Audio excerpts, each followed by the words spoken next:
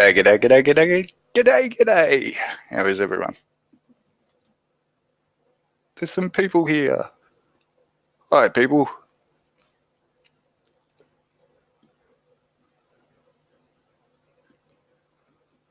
There's some people here. Hi, people. And that's what happens when you don't mute YouTube.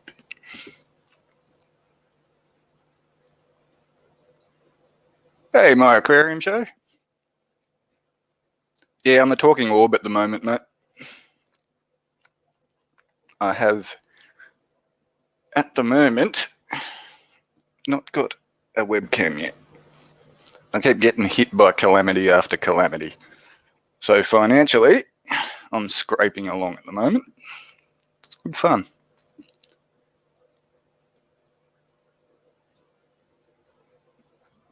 But I'll find you some footage. I made some for the stream that I did with Aquamate that he didn't use at all. And I'll even put some footage of me up there, just in case Sarah comes through.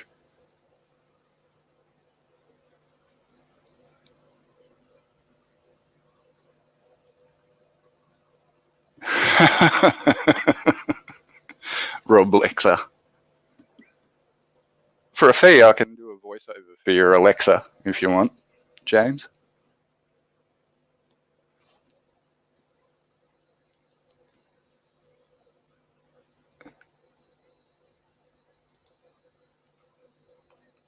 But I'll just find some footage to put up there.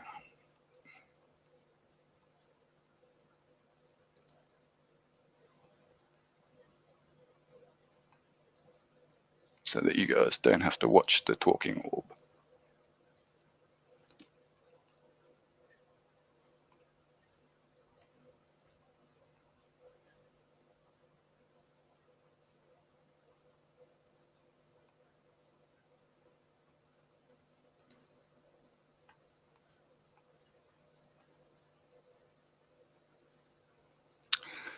So what's everyone been up to? Here we go, I found it. Oh, I forgot I put that in there. There's even some old footage of me breeding bedders that I didn't even realise that I had.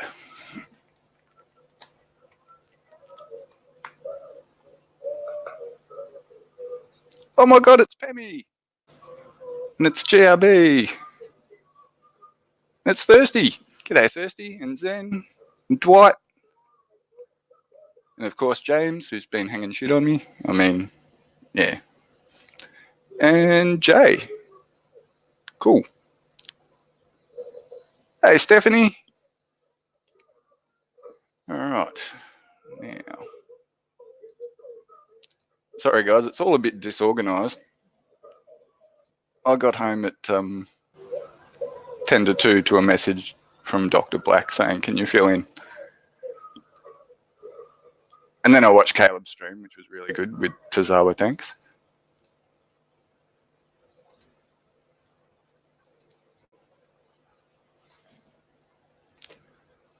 All right, let's see if I got that to work. I am always disorganised, but this time it wasn't entirely my own fault.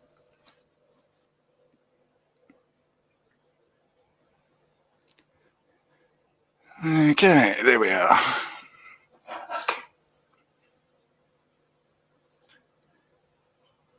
Yeah, Tazawa did rock. I love anybody who gets into the African cichlids, you know that, Bob?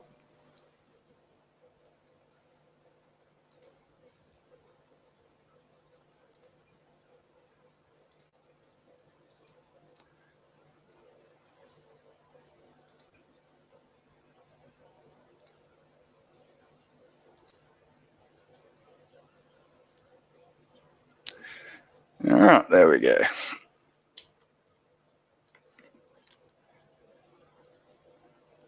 Oh, so how is everyone tonight? Good? Bad? Happy? Because I really, as I said, came in completely unprepared. I quickly fed the fish and set up the stream. They're eating quite happily right now. Cribs are getting big. Well, kind of. Watching them now, it's quite interesting watching them school around. That's what I can talk about, the experiment that I'm doing with them.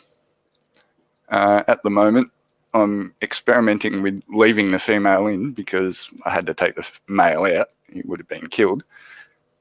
Just to see how long she will parent for without a male in there to harass her into breeding again. So far, I think we're a couple of days over 2 months now, which is twice as long as the literature says and twice as long as I've ever left them in there with the parents for. And she tries to parent them. They don't listen to her, but she tries to parent them. She still does the shaky thing where she warns them of danger and all that stuff. She still attacks my hand if I put it in there.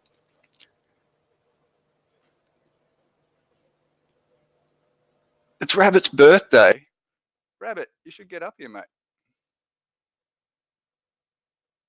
Let everyone say happy birthday to you properly. And help me fill this gap. That'd be nice.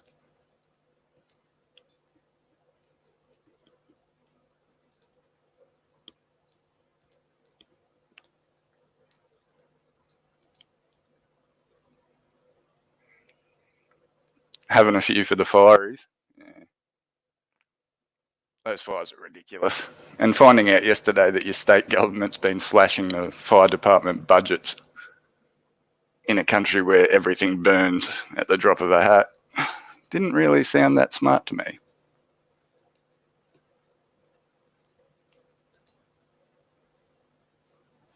You know, not getting all political or anything, but that's just dumb. Hey, Caleb.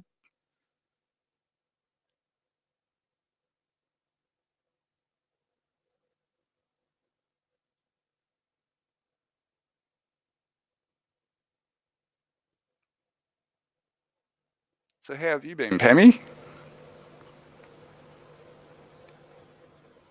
I've been waiting for you to get rich so that I can smuggle in your honey blue eyes and make a fortune becoming the new Pablo Escobar of fish smuggling.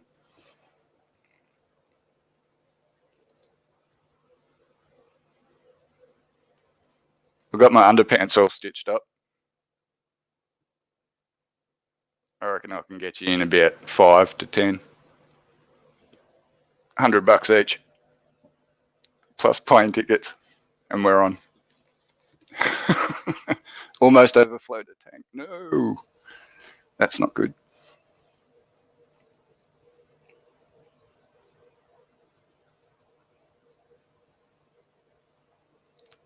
Hey, Stephen, how you going, mate?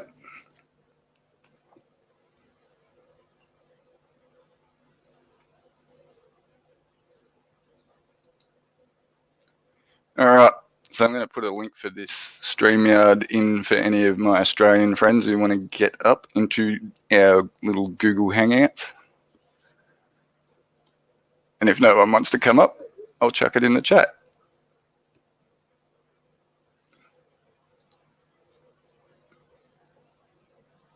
And then anyone can come up. Because like I said, I was completely unprepared for this one.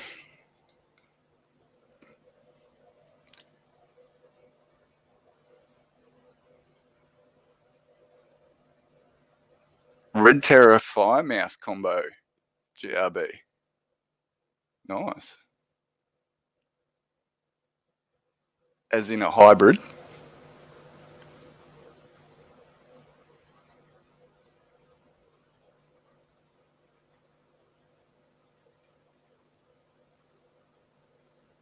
Pam streams tomorrow night. Pam does stream tomorrow night.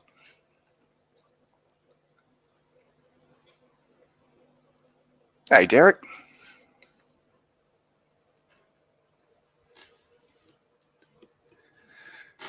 So yeah, before I got the message, I was out having a look at some peacock fry that somebody is trying to hand off to me. They have way too many for the number of tanks that they've got to grow them out in.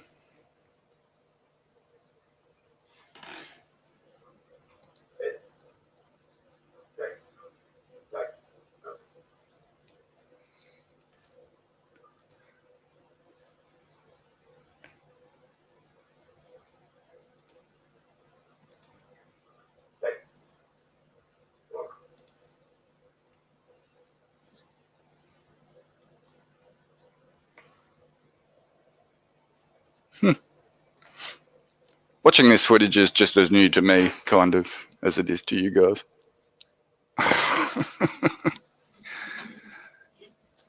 Yeah, I just muted the sound. I forgot that I'd left the sound in that one when I encoded this. I did it pretty rushed. But yeah, they're cute puppies. Purebred English staffies.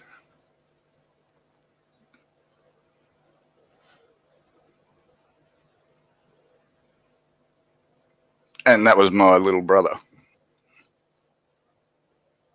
who was showing off their training abilities. Mr. Black. Well, he can jump up then and help fill in his slot. That sounds bad.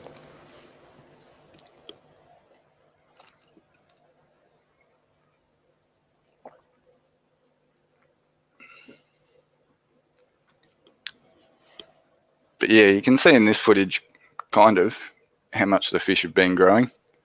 Grover, surprisingly, given that he was already 3 when I got him, he's about 4 now, has put on heaps of size. Heaps. Probably because he was a bit neglected with his own old owner. Didn't get fed nearly enough. But yeah, he's getting pretty monstrous, actually. He was going for some bloodworms yesterday. Might have been the day before. And he swam straight into the glass, full pelt. Made a big doing sound. I thought it was pretty funny. And he's always knocking that log thing on the top there off. He swims straight into it, chasing the other fish. Normally at food time, because that's about the only time he gets aggressive. Especially for bloodworms. He goes nuts for those things. Ooh, markets on Saturday morning. What are you selling, mate?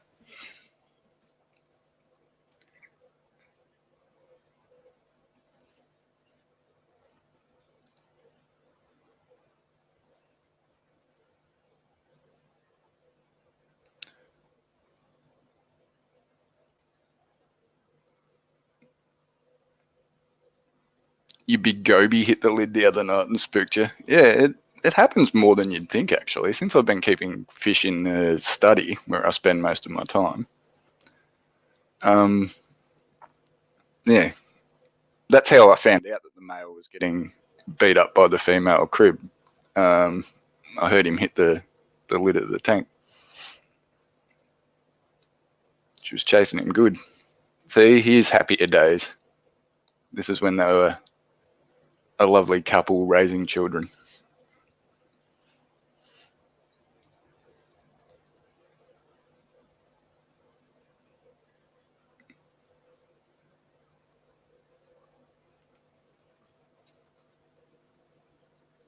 Before she tried to murder him. All right, well, it doesn't look like any... Ooh, nice.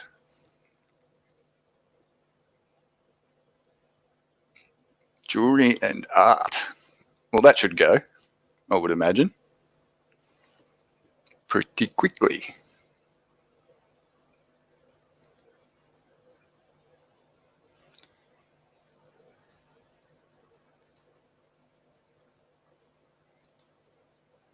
All right, well,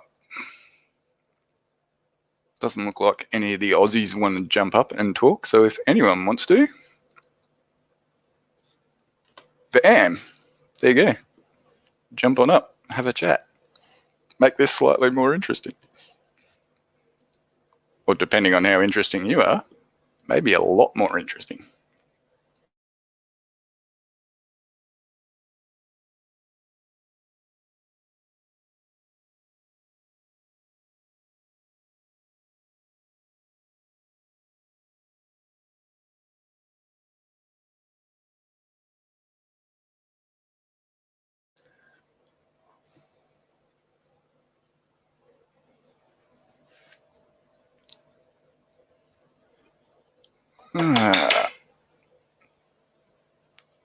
So, someone asked me a question. Help me out here. I'm drowning.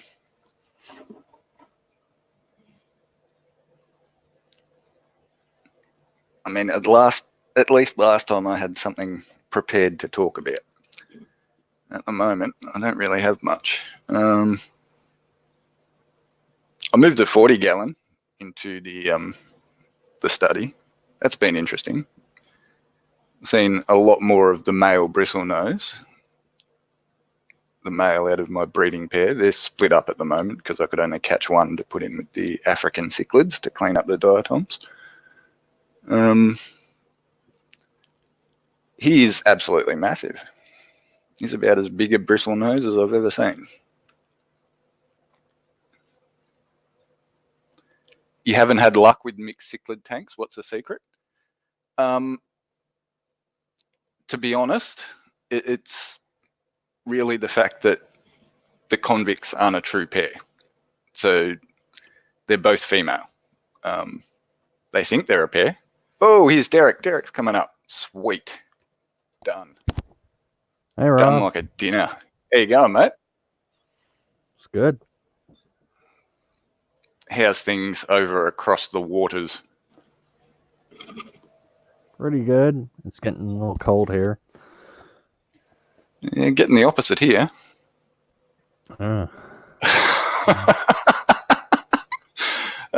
James, I do get the reference. No, I've never run over somebody taking a nap under my car. I know somebody who has, but I personally have never done it. That's a good place to take a nap. Not. Oh, I knew I was doing something wrong. I may break the stream a little bit for me here, so we shall see. Yeah. Can you guys still hear me? I can. Sweet. Done. I just realised that the sound was coming through my speakers, not through my headset. Nice. So everyone would have got you double. Yeah, my aquarium show. I think it's supposed to get down in the 20s here, which is nothing compared to Wyoming. Pam, I didn't even name names.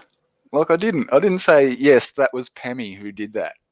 No, I didn't mention that. I just said I knew somebody who had. I am going to splash. Okay, right now it is 37 where I'm at. Definitely going to splash. What am I most looking forward to? Whatever freshwater stuff gets done there.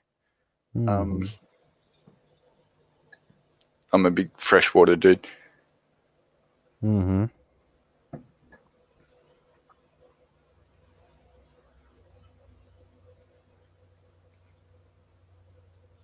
That's cool, my aquarium show. My grandparents are in Texas, actually.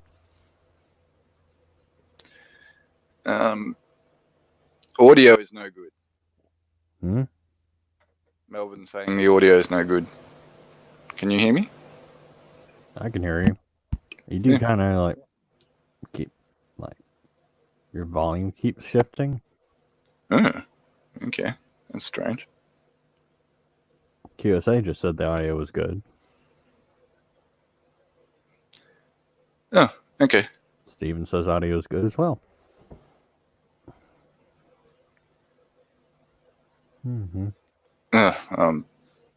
Going crazy in my old age, I think.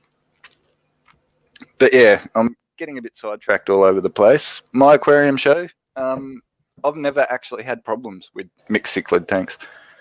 I tend to find that as long as you stock fish that are sort of the same aggression level, so semi-aggressive with semi-aggressive, which was what I was getting to with the convicts.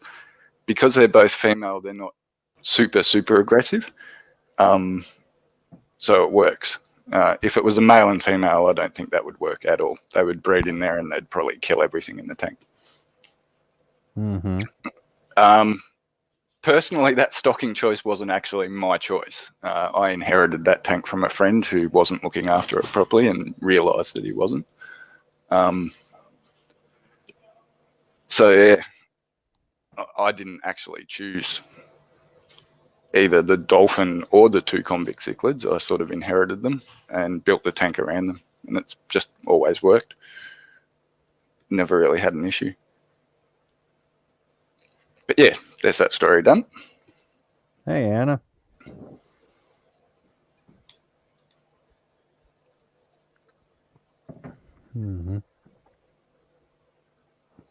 So y'all have just started your summer, I guess, out there. Just the spring at the moment, coming into summer, and Thirsty State, which is a bit north of me, is pretty much totally on fire at the moment, and it's only spring. So summer's going to be pretty horrible down here, I would imagine. Oh, boy. For fires. Well, I hope you have good air conditioning. Yeah, I do in the lounge room. I'm thinking of buying a portable one, just to move into whatever room I happen to be working in. So, have you got your tank up and running yet, buddy? Which one? Oh, I've got my current 55 downstairs, but there's no way I can move my computer to be in front of the tank. Oh, yeah. Because it's like in the main dining room. On a desktop. Yeah. Yeah. I wish I had a laptop. Oh, don't we all? Mine decided to die on me. It is 8 years old. I'm pretty impressed that it lasted that long. But yeah, every time I turn it on, it just shuts itself off nowadays. Yeah, I dropped mine 5 times. So, how many tanks do I have? 7 active at the moment, Zen, and 9 in total, I think. I've got a 4-foot and a 2-foot tank to fill up with things. I'm trying to get my next 55-gallon set up. I just got to get some lumber to make a stand. Yeah, I need to make a hood for the 60 that's... Unfortunately, I'm tight on money right now, so I can't get to it if I wanted to. Yeah, well, me too. I had the oven die on me, and then one of the air pumps died on me, so that had to be replaced. That wasn't an option. And because it died and I didn't actually have a spare here, I couldn't order one in off the internet. I actually had to go to a local fish store and buy them. And local fish stores are ridiculously expensive when you compare them with Amazon or eBay or something. Hey, Langan, how you going? My next tank will be a 75 for my gobies. Nice. Hello, Langan. I would love to have a 75. Oh, yeah. I would love to have a 75 and get an Oscar. No, you could probably have one in a 55. One.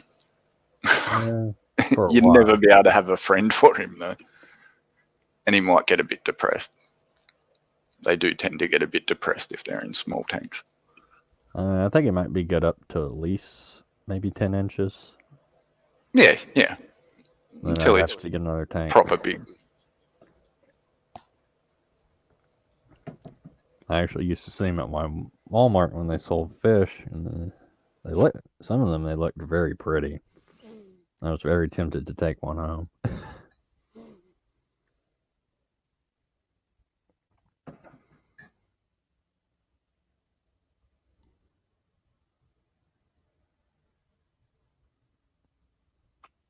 Yeah, Oscars are probably my favourite fish. But my favourite fish that I have at the moment is the one that's up on the screen at the moment, the big blue guy. He's awesome. The blue Arcara? Nope, that's a blue dolphin. Oh, okay. His hump's just beginning to grow. My Walmart has stopped selling fish altogether.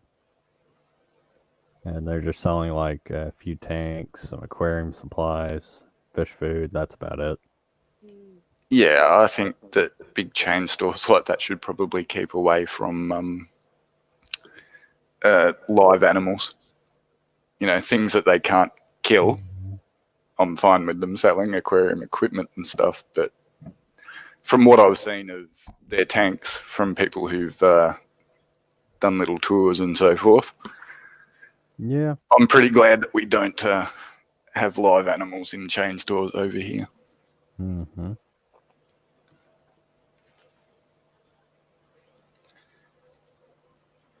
Oh, Ooh. big healthy looking brute before he was run over. Yeah, we generally all are healthy before we're run over, right, Pam? That time I did dump you in it, but you already did it, so.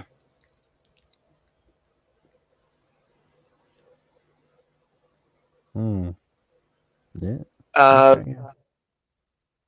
Anna's hobby, Hongi, Hongi. Anna was what I thought that fish was, and I still think it probably is.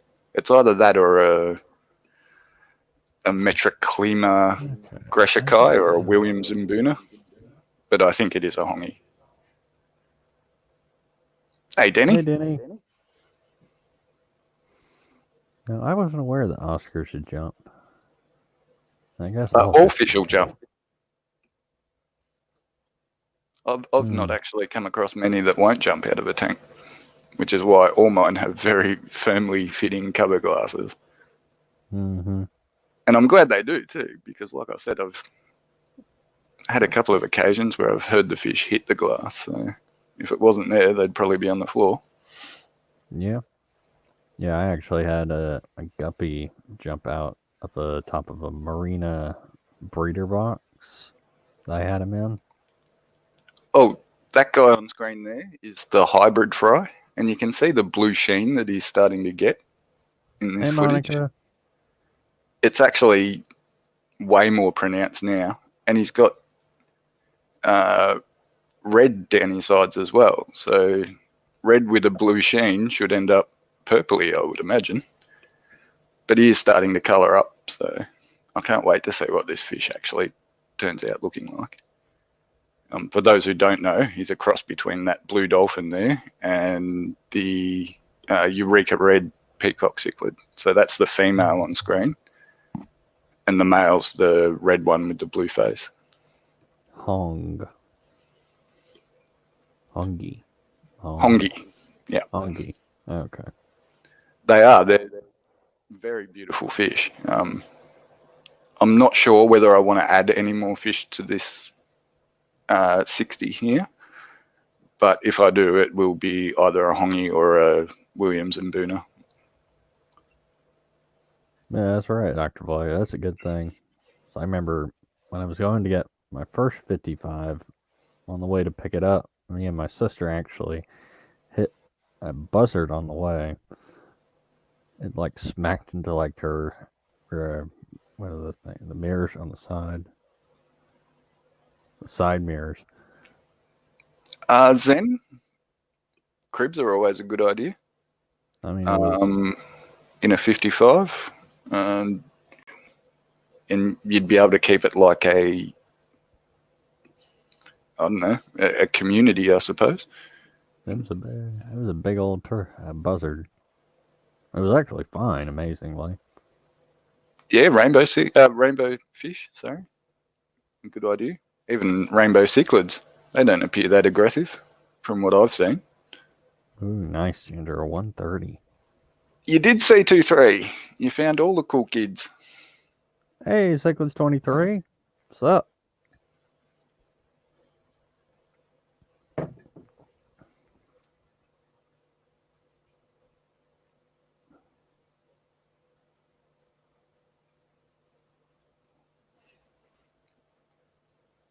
Yeah. As for the jumping, that's why I always have a coloured glass. I just, I don't know. I never not have one. I assume that every fish is going to jump. Yeah, I have the water in my tank like just a little low, so that if they do jump, they can jump a little bit. Actually, that's a pretty damn good idea, JRB. Pretty damn good idea indeed. Rob might be taking a trip down to the op shop. either later today or tomorrow. For those who don't know what an op shop is, it's like a thrift shop. Cha-ching. Get somebody's old toothbrush holder, use it as a fry hide in the African tank. But I don't think anything is going to survive in there breeding wise until the babies are too big to get into all the tiny little crevices, because those are some very, very aggressive little cichlids. Large tank full of Amazon puffers. That would be Yeah, nice. that would be cool. Daffodil cichlids would go really well in there. And I've heard a couple of horror stories about not daffodil cichlids in particular, but princess cichlids, which are basically the same thing, just different color.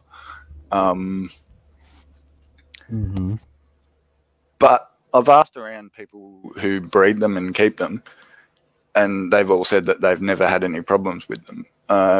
They're one of those rare fish that will actually colony parent. So they'll look after each other's fry. So, yeah, I would definitely suggest daffodils. I'm actually looking at getting a tank of daffodil cichlids myself. Okay, that's interesting. No, there was that sort of behavior in fish.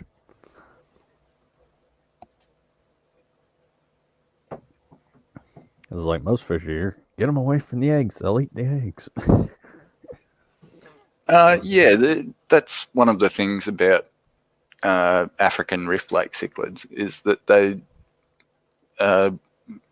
all amazing parents pretty much. Most of them are mouth brooders, and a lot of them do extraordinary things to look after their young. They have to, because the lakes that they come from are extremely densely populated with fish. So if they just scattered their eggs like other fish, none would survive. They'd all get eaten. What is the market in exotic? I'm going to say it's colored shrimps in Australia. Exotic coloured shrimps. It's there. I don't know. I just have the red ones personally, because they take zero effort to look after.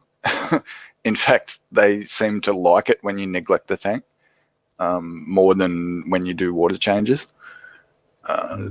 So, yeah. But the exotic ones, they're there. People buy them. I just personally don't really have much interest. It's too much effort, and I can observe all the shrimps' behaviour in the red ones, so, you know, which is quite fascinating. I was surprised when I first got them.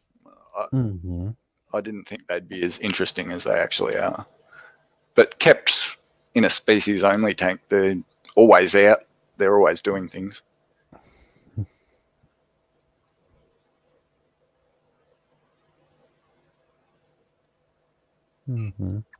Yeah, the red ones is the natural coloration, and they're a lot more sturdy from what I've seen anyway.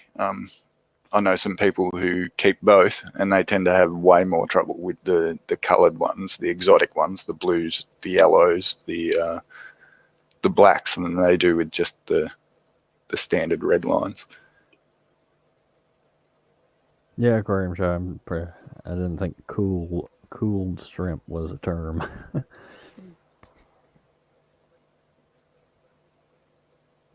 Ooh, a ghost shrimp. Now that sounds cool. Yeah, that's the one thing that really does tempt me into getting a saltwater tank. Are the mantis shrimp. Like, those things are just amazing. Absolutely amazing. And it's almost worth setting up a saltwater tank just for that. Yeah, I would like to get into saltwater, especially for the corals.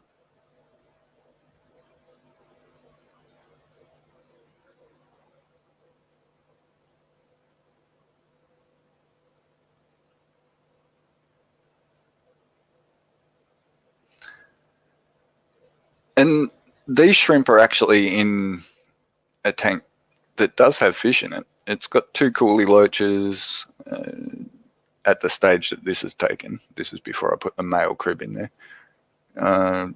2 coolie loaches, a bristlenose, and a 4.5-year-old guppy in there. And they pay no attention to those fish whatsoever. Now that the male crib's in there, you don't see them very much, but I don't think he's decimated the colony like I thought he would. Seems to be continuing on. When you put food in there, they tend to appear from their crevices.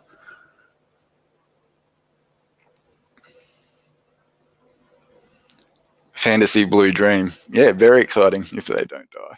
Yeah.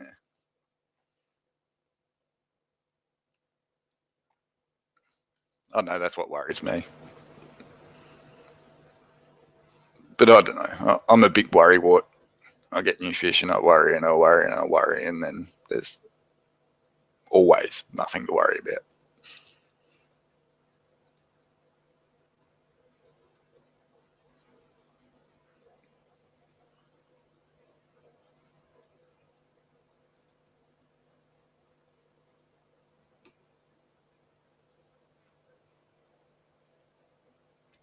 So yeah, this tank is now, the one that's on screen is now in the study. I'm looking at it right now. And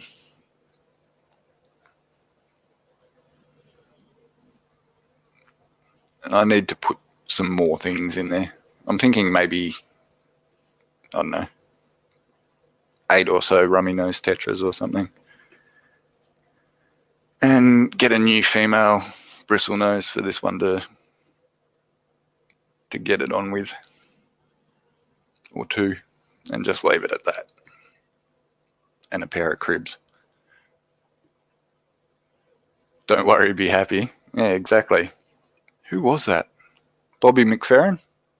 Was that Bobby McFerrin? I think it was.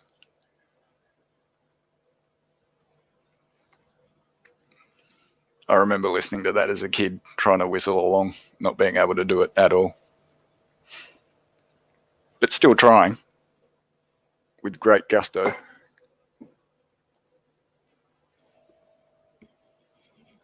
Oh wait, Derek disappeared. We lost Derek, people. Shows how much attention I'm paying.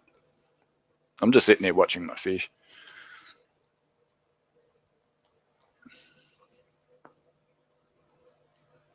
Moley and Steeb.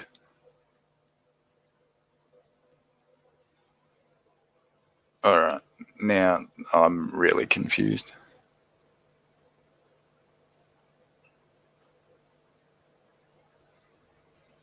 Oh, this footage here, you can see shrimps actually getting it on. The male one climbing all over the female's back in the background is mating with her, and at the end you can see him pass something to her. I would imagine it is a sperm packet.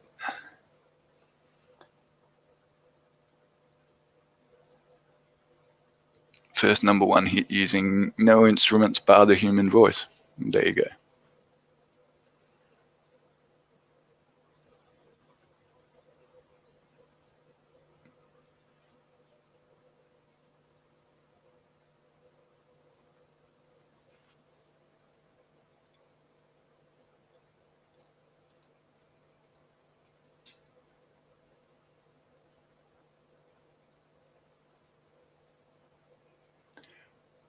Oh, I just saw that comment, GRB.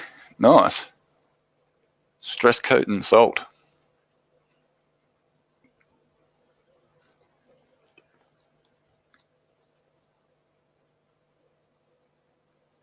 Will there be a quiz on this later? I certainly hope so. Oh, he's back. Found him again. Hey, sorry about that. My computer managed to come unplugged. Unhinged. My computer is unhinged. Will this be?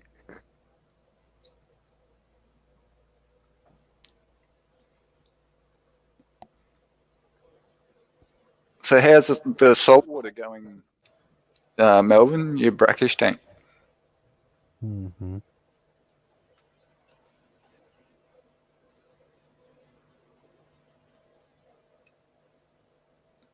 Mm-hmm. Yeah, I was in a stream earlier. I was talking about saltwater guppies. I'm like, what? Yeah, I don't know if you can get them to full salt water. I don't Yeah, know. that's the thing. It was like brackish. Yeah, I mean, But yeah, I know you can do them brackish. I know you can get mollies full salt water, so maybe you can. really. I don't know. I know that I've never kept guppies in anything other than fresh, so. I don't know, I'm also considering instead of rummy noses putting some guppies in there, but if I'm going to put guppies in there, I want to make it a fancy strain to make it worthwhile. Mm-hmm. There's Yeah. just too many mutt guppies around. Yeah. I doubt I'd be able to give them away. Yeah. Yeah, I put salt in the water to buffer it every now and then for my guppies. Yeah. Oh, a little bit of aquarium salt's good for most fish, except maybe catfish. Yeah. You know, if I didn't have bristlenose in all these tanks, I'd be adding a little bit of aquarium salt to all of them. But as it is, you know, it's just not worth it. Yeah, I guess But it does add minerals to the water that the fish use to grow, so, you know, it does have a benefit. Yeah, Thirsty Rabbit's back. Nice rabbit.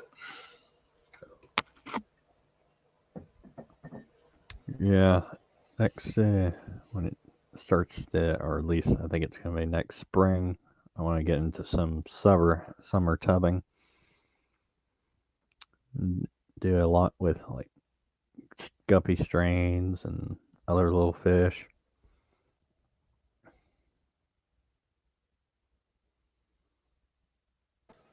Yeah, tubs are always good. Yep. I just gotta find a way to keep the tubs at least somewhat cool. Because around here we get a lot of humidity in the summer, and it like gets really hot, or it feels like it's really hot. Yep. Yeah. Yeah, it certainly feels that way here too. Trust me. So where are you located, Derek? Which state? Mississippi. Mississippi. Yeah, it does get hot in Mississippi. I don't know if it gets as hot as it does here, though. Probably gets more humid, though, I would imagine. Yeah. At least here it's a dry heat. Yeah, here it's like a very wet, muggy heat. Same with the winter. Very wet and cold winter.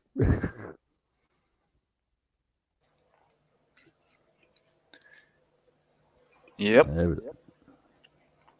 It's worse when the wind blows because then it's all over you. Walking around school this morning, it's just windy as hell. You're nearly half done on that bottle, Thirsty. Good job. Bloody hot there. It's not here. It's actually cold. Well, I wouldn't say cold. 20 degrees. Celsius, that is. Oh, that's like 50 or something. There's weird drops of clear fluid falling from the sky here. It's odd. It is quite odd when those drops fall from the sky. Seems to happen less and less.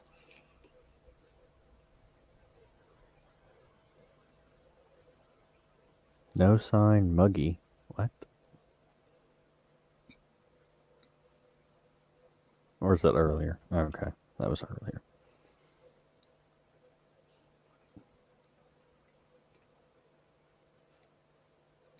Ooh, baby cribs. Mm-hmm.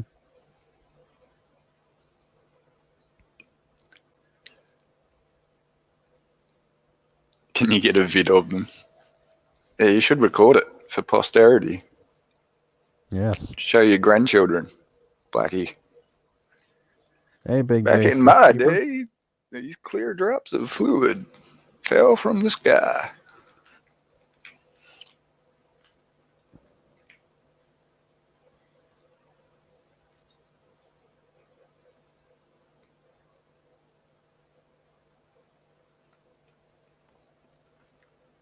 So yeah, this footage is back when they used to swarm. Oh. Now they just sort of all hang out all over the tank, Hmm. doing whatever they do, chasing each other around. I don't know. I think soon I'll have to start taking some out. It just looks like there's a lot of bioload in that tank at the moment. Mm-hmm. Put a few in the 40, I think. Scoop a few out. Mm-hmm. But yeah, now they're like little fish. You can run your finger across the front of the tank and they all follow. Are those Corydoras or? No, Cribensis cichlids. That's the mother Oh, okay. just in the top of the shot there. I'm sure she'll stick her face in at some stage. Yeah, she's sticking her tail out a lot. But yeah, that was back when they used to listen to her and hang around her and things like that. Now I don't think I'd be able to get footage like that again, where I can sort of target feed them into an area and make them all come. They're in their defiant teen years. Oh, they're just becoming actual fish. Mm-hmm. But yeah. Ooh, Yeah. I know what I can do. I'll see if I've got that downloaded. Yeah, I know my aquarium show. It's like, they're acting like Corys, but they're not. Well, cribs are a bottom feeding cichlid. That's why their mouths face down. Yeah. So they are a bit odd in that respect. That's what gives them Mm-hmm. that sort of strange appearance. Yeah. But yeah, as fry, I've noticed with most fish that the fry are very different from what they are as adults. Like even physiologically, their mouths are bigger. So I've watched these little guys eat full-grown brine shrimp, full-grown bloodworms. Mm. They're just ridiculous in their mouth, like the way their jaw sort of unhinges so that they can get their mouth around things. It doesn't look like they should be able to eat some of the things that they do eat. But they get it down. Hmm.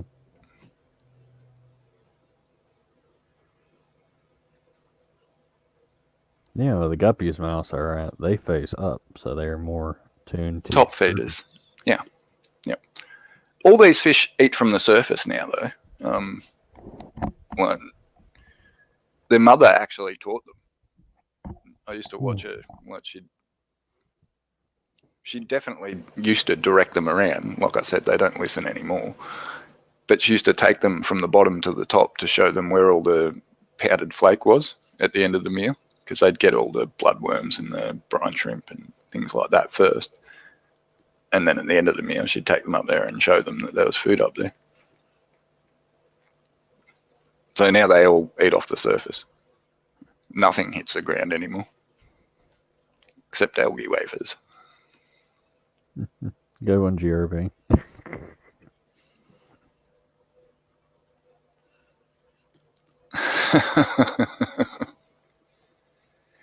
It actually hailed so bad in Bendigo the other week that last week, I think it was, I was out with my sister, that it was actually piled up like snow against the sides of the buildings. It was pretty cool. Wow. Very rarely happens here. Like, we never see snow. Yeah, we rarely see snow in Mississippi. Like a couple years back, we actually got somewhat proper snow. So what kind of fish are they? Cribensis cichlids, a West African river cichlid. I never forget that. And very, very pretty fish too. There was like 3 inches on top of my truck.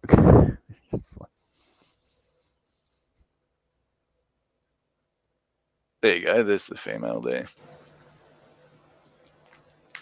Just sliding through. Had to scrape off my windshield. Is that ice all over it? Anybody keep glowfish, not the dyed ones, but the I know the ones that you're talking about, the genetically engineered ones. The ones they've spliced with, I think. I know at least one of the variants is jellyfish DNA. There's another one, I think, that might be coral.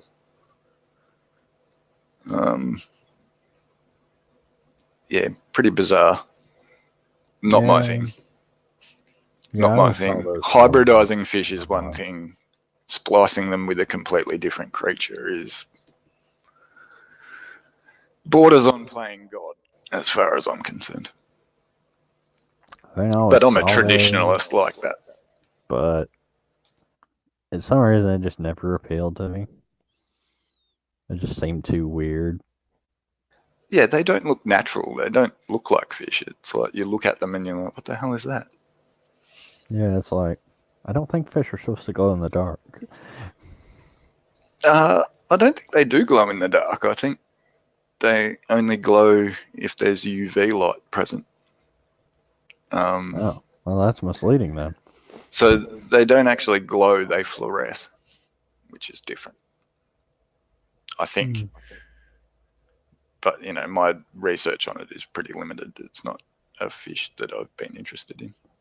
Yeah, I mean, I've never been interested in it. I can see how kids would really get into them. I mean, they are extremely bright, and they glow with UV like corals. Yeah, I thought so.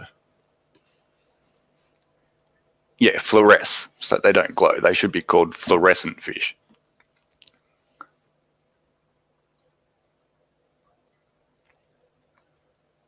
Albino cories in there, and they glow. And yeah.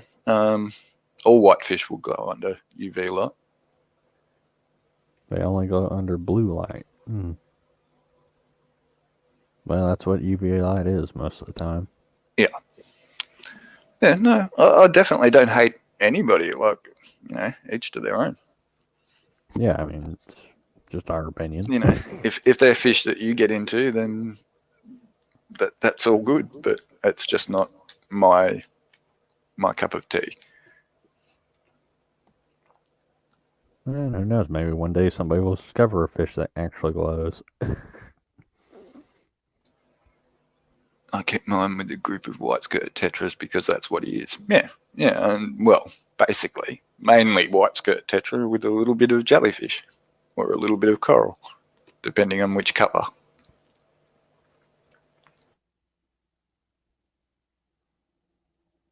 Yeah, the subject of genetics and like genetic modification has always been a touchy subject, from what I've heard. I mean, sometimes you could do real good with it, or you could do real harm with it.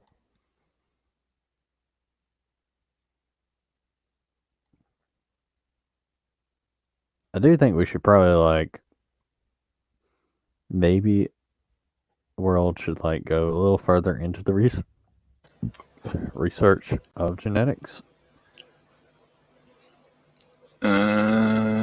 Just reading. They probably have. I mean, reading GRB's question here. Okay. I have no idea. I've never seen any evidence of it happening, but if they're both South American, then I would imagine that they probably can hybridize.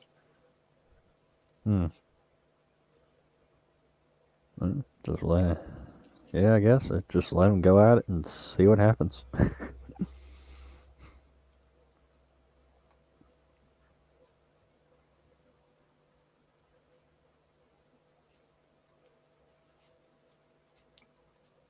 Some of them in a mixed tank with giant danios.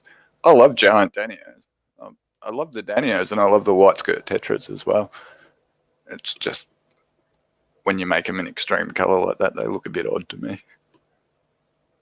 Corfed danios are natural glowfish. Oh, okay. Chopray danios. I assume they come from India, judging by the scientific name. Yeah, that's an anglerfish.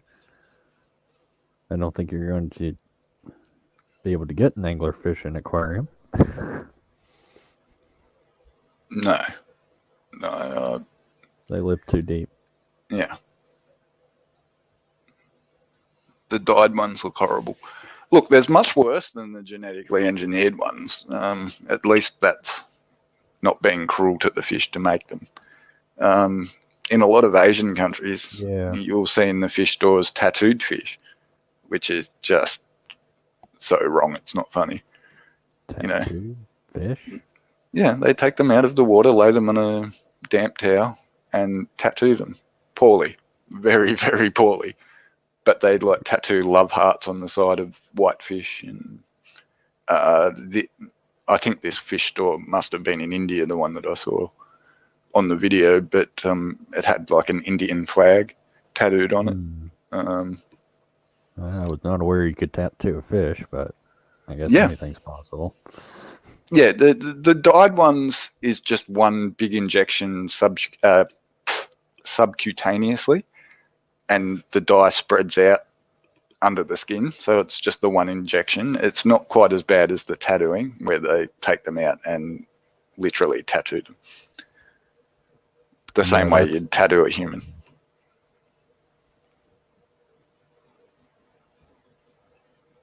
Yeah, it is pretty horrid then. In San Francisco, honestly, I would have thought that the American market would be a little too aware for that sort of thing.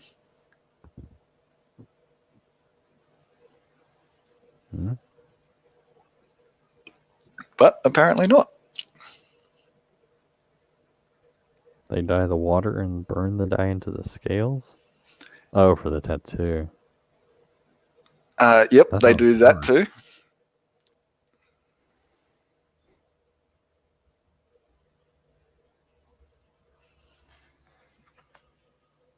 You can buy anglerfish. Wow. How do they go in an aquarium? You'd think that they'd be quite freaked out. I would think for the pressure, we wouldn't have enough pressure up here for them. Because I would assume they live so deep that they've adjusted to that pressure. That if you brought them up here, they would just. I don't know what would happen actually. Well, obviously nothing happens, because if they can sell them, they can obviously get them to live long enough to survive at the store until someone buys them. So yeah, I guess they must. So they must do fine. I would assume that having less pressure is less of an issue than having way too much pressure. So putting a surface-dwelling fish at an anglerfish depth would probably kill it. They probably have some like pressure acclimation. Well, if the kids want a game of cricket, Thirsty, you know what you have to do. Hey, Chad, you got to go play some cricket.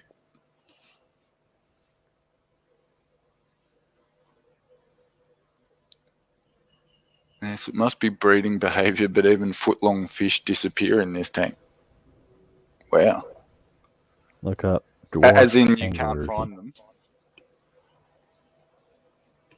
Because it's so big and there's so many plants and stuff in there. Let me see. Dwarf angler. I'm going to I'll find an image and I'll put it up.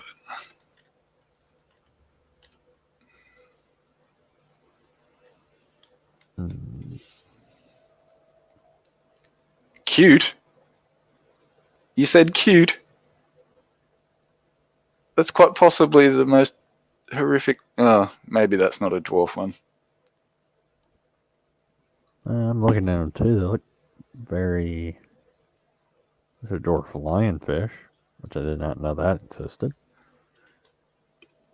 Or that may be fake. Yeah, I don't think that is a dwarf anglerfish. No, it wasn't. That was a deep sea one, and it was the creepiest looking animal I've ever seen. Mm-hmm.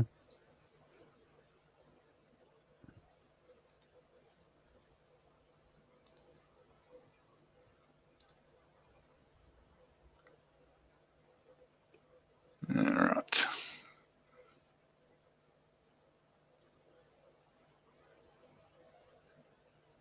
What the? Okay. Yeah, that is not. Okay.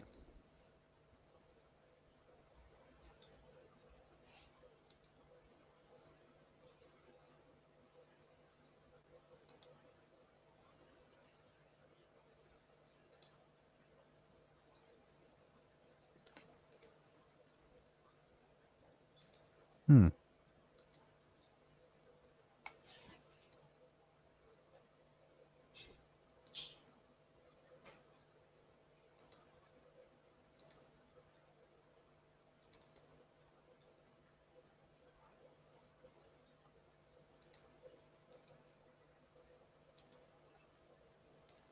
Dead silence as both me and Derek are Googling frantically. Yep.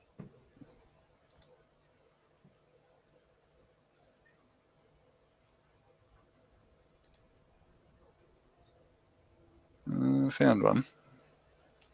Ah.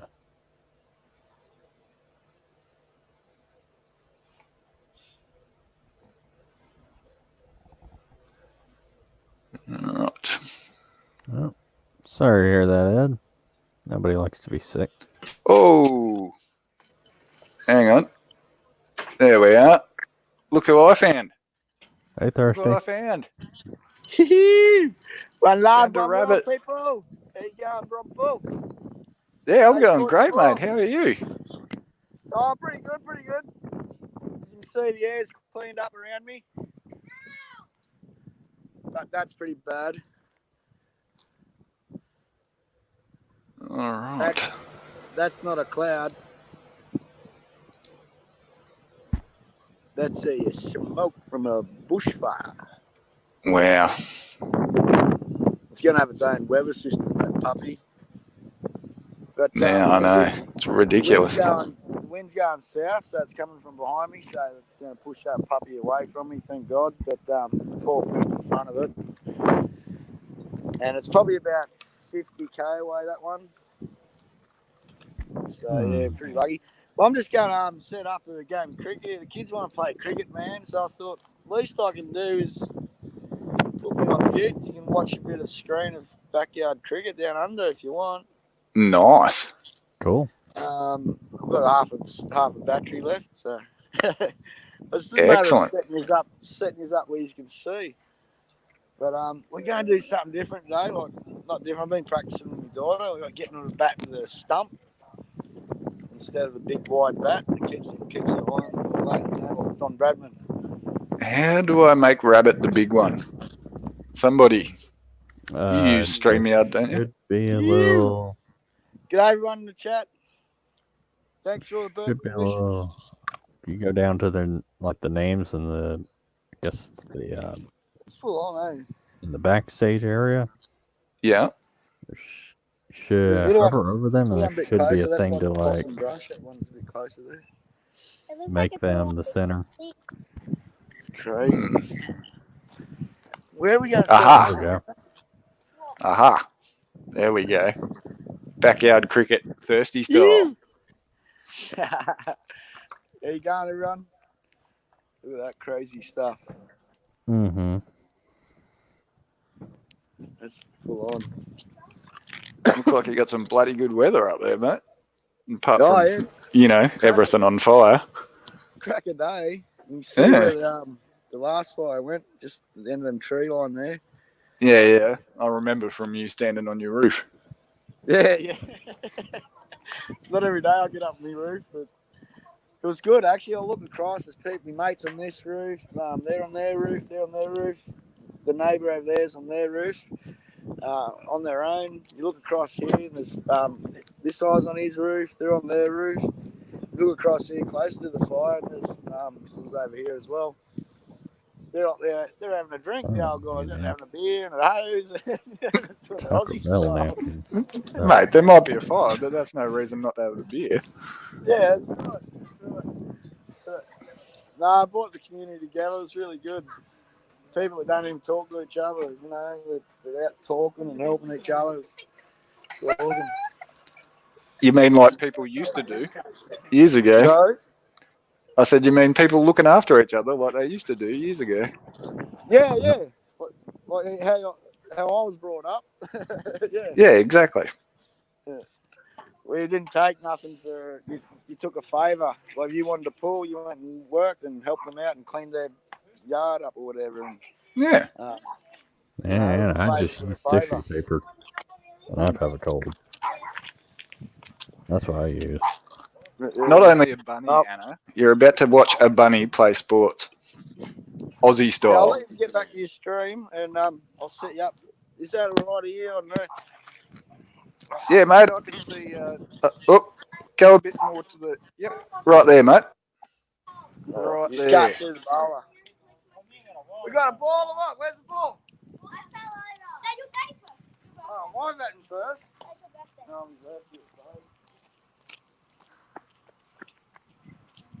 Rabbit's batting first. The stump here, guys. There's the top of the stump.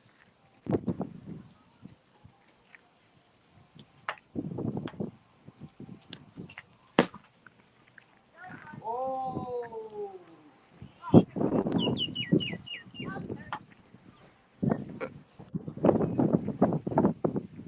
Nice field there, boy.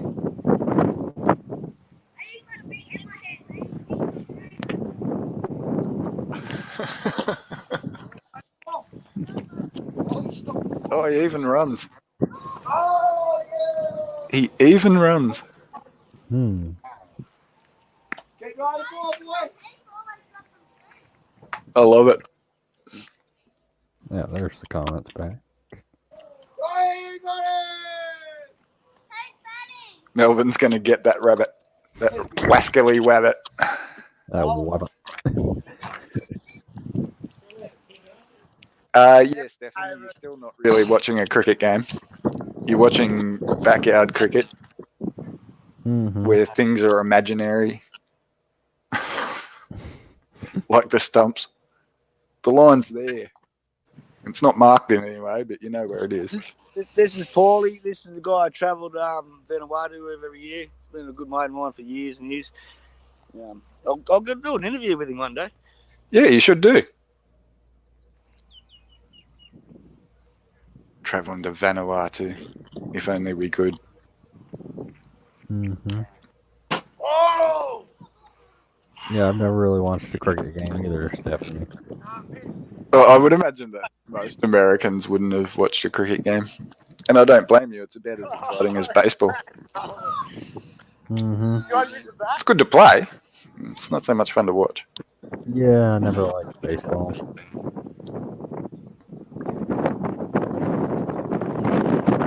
I actually played cricket up until I was about 38, I think. Not so much because I enjoyed the sport, but I enjoyed going to training and drinking afterwards every day. You think a kid's bowling that, but no, that was me. That was you? Come on, Thirsty. Get him straight, mate.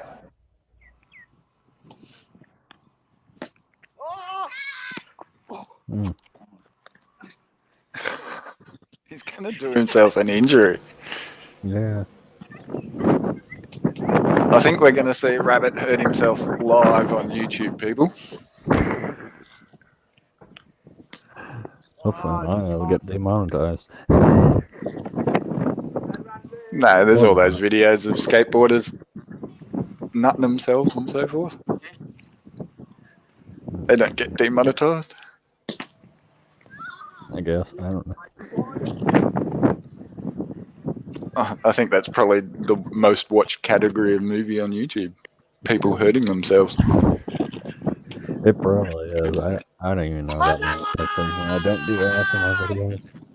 Yeah, he's out, mate.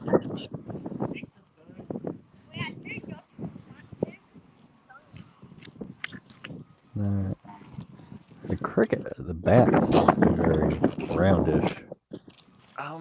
Yeah, that's not a proper cricket bat. Oh, okay. So mostly, I think it's a training bat, and it's much smaller than an actual bat that you would play cricket with, so that you get better at it.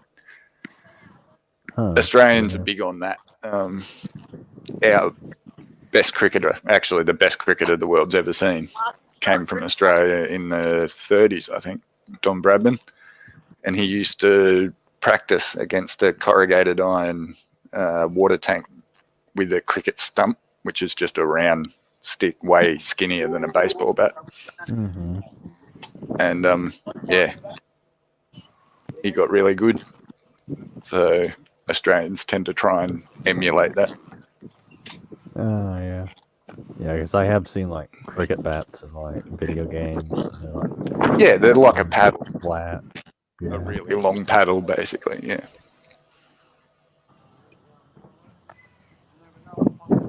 Makes a good zombie weapon. A zombie weapon? Yeah. Yeah, they would make a decent club for after the zombie apocalypse. That's a proper cricket bat. Yeah, yep. That's 4. That is 4. Proper bat now. She smashed that, mate. Mm-hmm.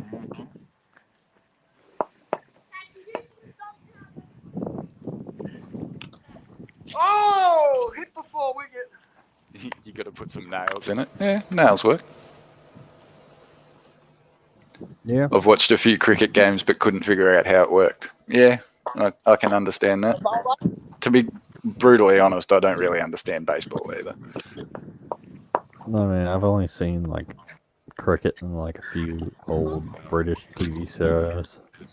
Fielding cam now. Field and cam. Sorry about the wind. No, you're right. Oh! Out, not playing the shot.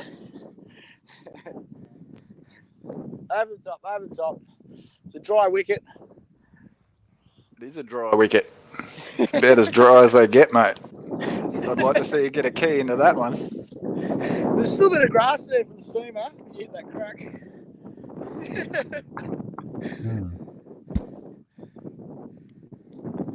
Oh, leg side.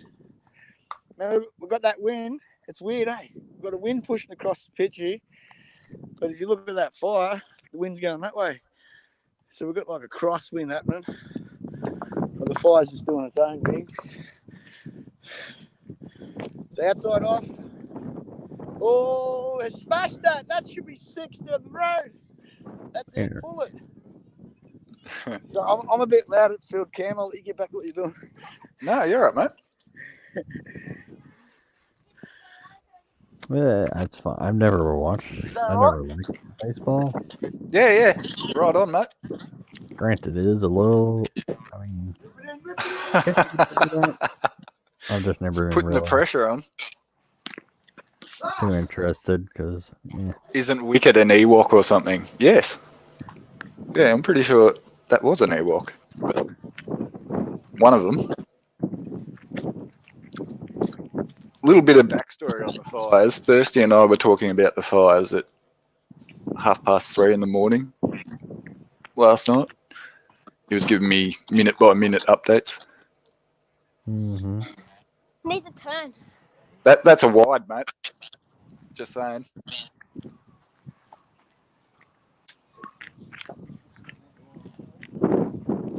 So it's kind of like baseball. When you bowl the ball, it's got to be on the side that she's holding the bat. No, and it can't be too far away from her that she can't hit it. Mm. Otherwise, you get a run and you have to bowl the ball again. It's better over that side.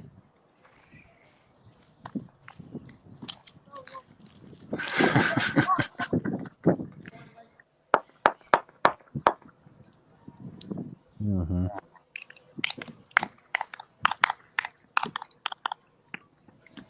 Oh, shot! That was a good shot. Wide over it. Head over it. Okay, I'm actually using the focus in the head. As you can see, backyard cricket is best played with a can of beer in your hand or some kind of beverage. Mm-hmm.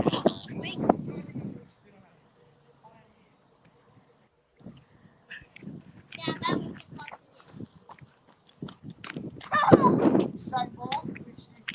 Yeah, I think that's why people go to most sports games, just get drunk.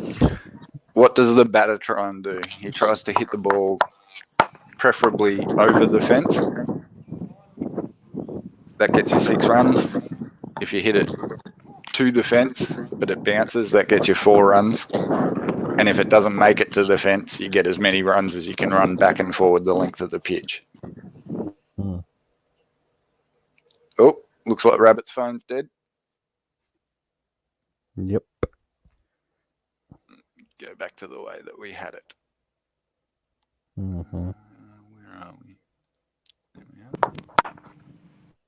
Oh, no, we're back. Are we? Yep. Oh, there's your Rabbit's back.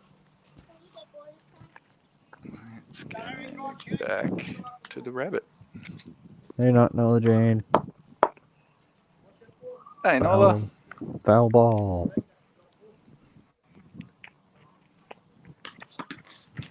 I think they have foul. But yeah, there's some weird terminologies, and I mean, if you're not brought up with it, it'd be a hard game to understand. Yeah. Like when Thirsty was fielding right up next to her before, he was in a position that's called silly mid-wicket. Mainly because if you field there, you're an idiot. Because when you play proper cricket, you don't play with a tennis ball, you play with a really hard ball that's like a rock. And if someone hits that into your full pelt, you're going to feel it.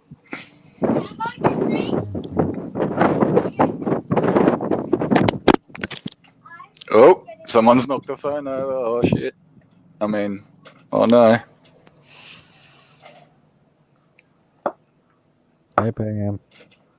If I didn't say hey already, I probably have. I think Thirsty's just realised.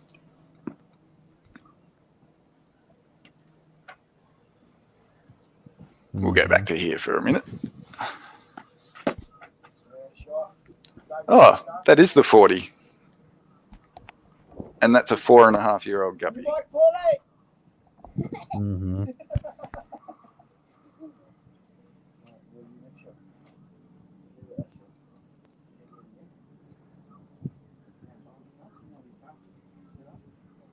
Now we have Porg as like an alien penguin with the big eyes. Force Awakens and The Last Jedi.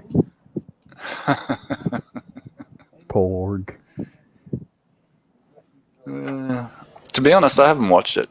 I found that the newer ones are all just destroying my image of Star Wars.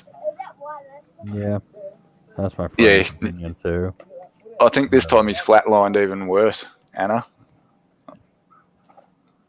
I don't even like Star Wars. Really? Yeah, How can you not like Star Wars? I like Star Trek. The originals. That's how. I don't mind Star Trek. I'm not a one or another kind of guy. I like them both. There's the male crib chilling in the 40. Yeah, my friend's a big Star Wars fan. Trying to catch shrimp. But when Disney took over Star Wars, it's just like, nope. I stopped at the second one when Natalie Portman fell in love with what's his name. Yeah, me too. You tell him, Nola. You tell him.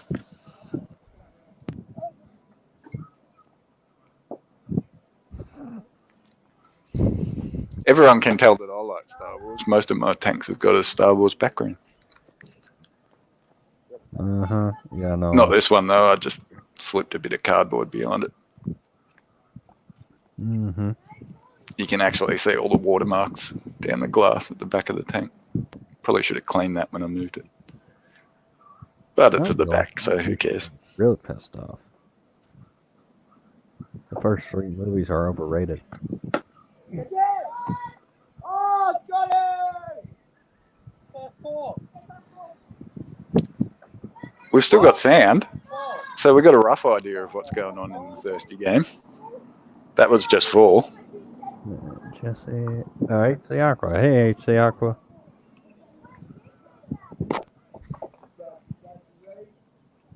Hey, Jesse. Oh my god! Oh, the phone's gone. He's just You realised. missed all the action.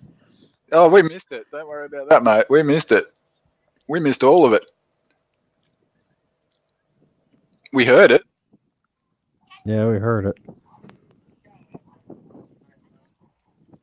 Whose tank's we looking at? That one was mine. That one's the 40-gallon, where the cribs parents will eventually both go. The male's in there because she nearly killed him.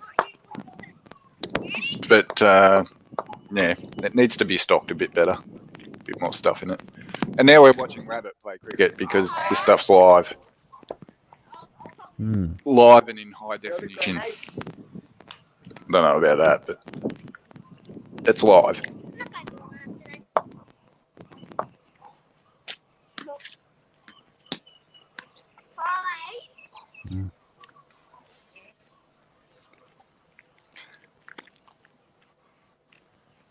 But yeah, that's one of the tanks that I've got to decide what else I want to put in there. I'm thinking maybe even a couple of angels. Midway today. Well, I know what it's about, Ed, even though I've never heard of it. Watching Firefly yet? Oh no, not Firefly 2, Derek. You're not going to make yourself popular in Nola's world. Not with talk like that. That's good. So I assume it was about the Battle of Midway, Ed?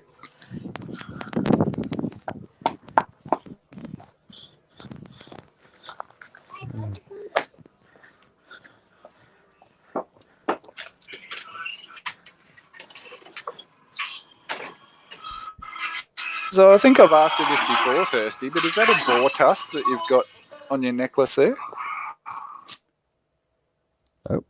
Oh, there he goes again. Phone die. All right, we'll get back to try that one. No, try that one. Yeah, there we go. Cool. Now we're cooking with gas.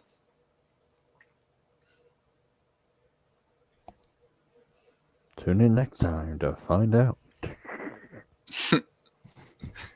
Watching the crib try and catch these shrimp is actually quite funny. It keeps me entertained most of the day. He's literally terrible at it. He maybe gets 1 or 2 a day, I reckon.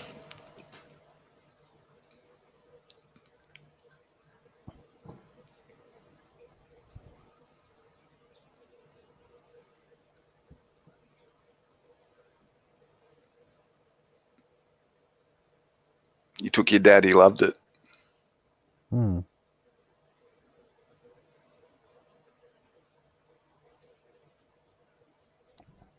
that actually Fancy crib food. Yeah, well, this tank was overrun by shrimp. Way too many. The rabbit's back. And yeah, I decided I needed to use it for something other than shrimp. So I just thought I'll throw him in there and see what happens. And apparently he's really, really bad at catching them. Oh, okay. I wasn't aware of that movie. D, how are you? Hey, down the wormhole.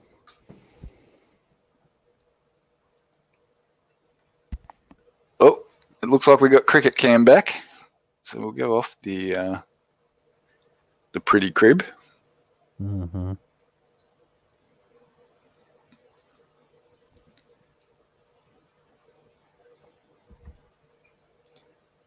And go back to rabbit cam. Oh, and now rabbit's gone. Oh, No, he's back there there. he is. What are you doing, rabbit? Oh, Captain Morgan. Nice. Bit of rum.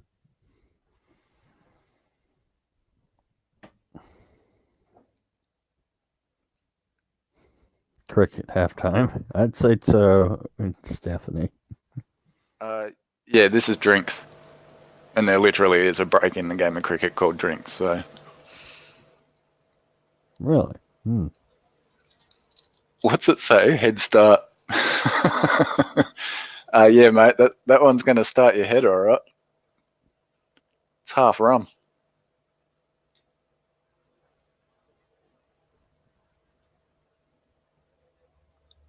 Yeah, cricket at anything but the elite level is basically more about drinking than at the actual sport.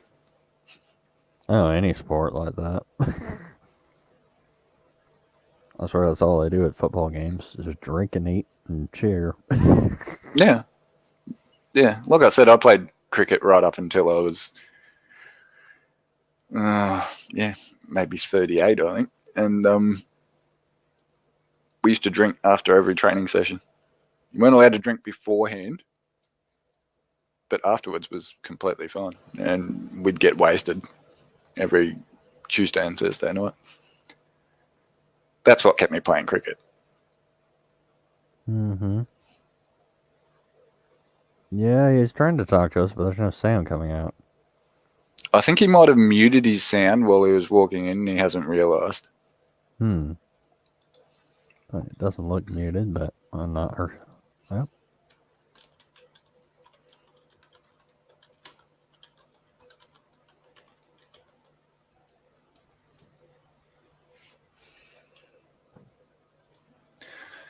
Um, You get a sub and you get a sub. It is kind of funny watching him try and talk to us and not being able to hear him, but I'll just write him a quick little note letting him know.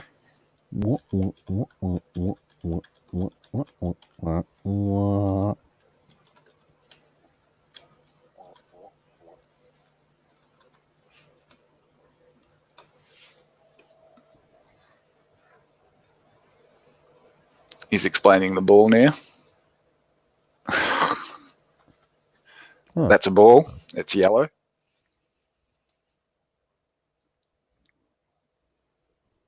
He's looking at the screen. I'm subscribed. He hasn't noticed. Okay.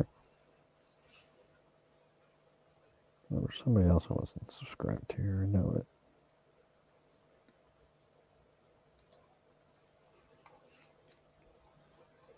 Nope.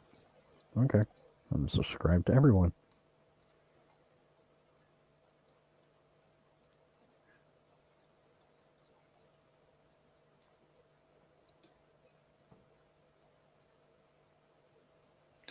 Yep, he's not going to notice that, I don't think. So.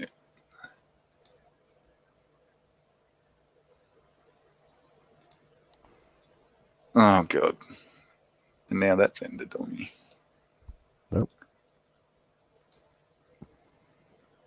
There we go. That was it.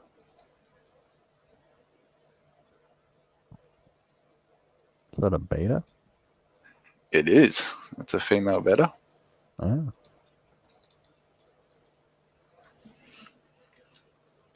In the cup, and the male, you can see him swimming around in the background over there. This is during the introducing period. Oh yeah, Stefan, that's another thing people do at sports games is trash talk the other people.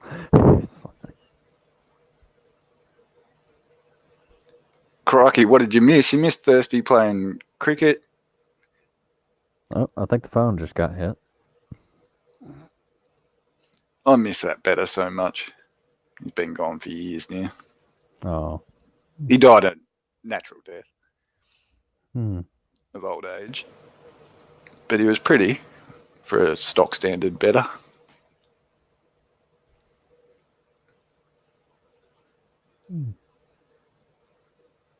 Yeah, we need to get Rabbit back over here so we can get some sound. But I don't know how to get his attention. I'll be right back. I get me some coffee and check on the fire. No problem, Derek.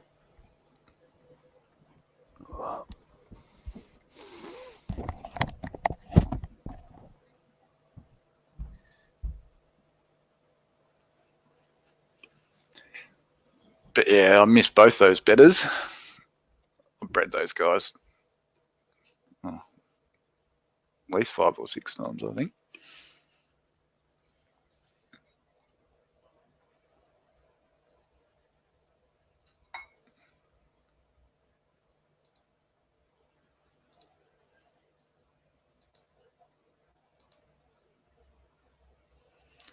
All right. So hopefully Rabbit will come over and have a look soon. But yeah, I'll just put some fish on in the background or something. I don't know. I think I'll wrap it up soon. It's been going for an hour and a half, and I had nothing to talk about to begin with. So, and Dr. Black just won't come up and talk to me. You know, given that I've been pressuring him once at the start of the stream and haven't mentioned it again since.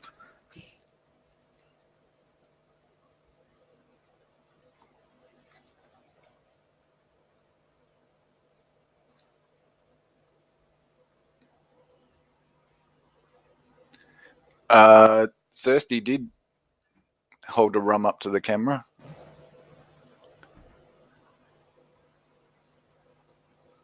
You can't chat. Yeah. We're going to have to do something where we, either I come on one of your streams as a guest or you come on one of mine, James, because I'd like to pick your brain about a few things. Picky.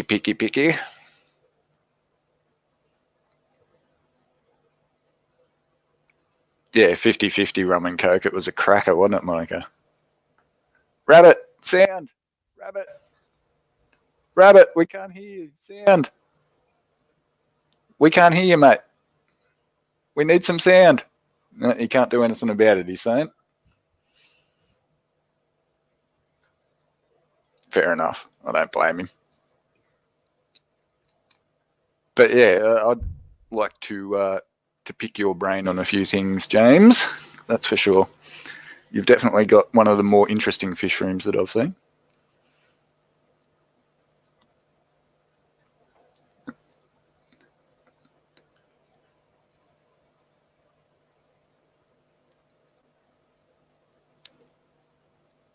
Oh, hang on.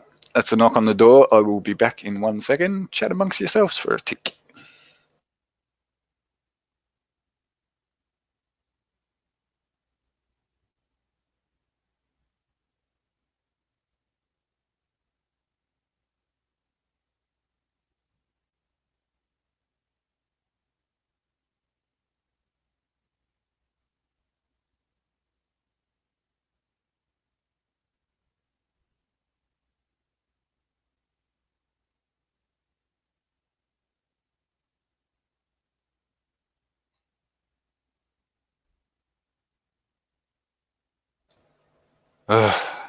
Okay, I'm back. It's the delivery man for the guy who lives down the back. I swear to God, he needs to pay me as a courier. But there's a house right at the front, which is where I am, and then the landlord lives in the house down the back. Always delivering his stuff.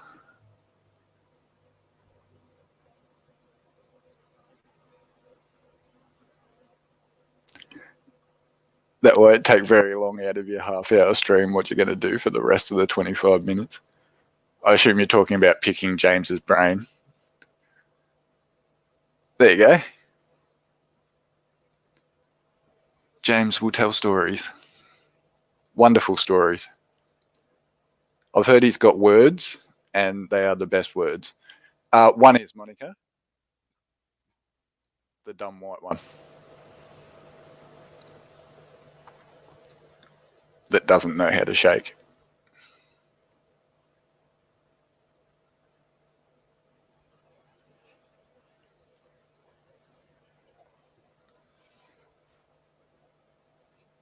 She's still the best dog. Like, she's by far and away the most affectionate of the three. And probably the cutest of them as well.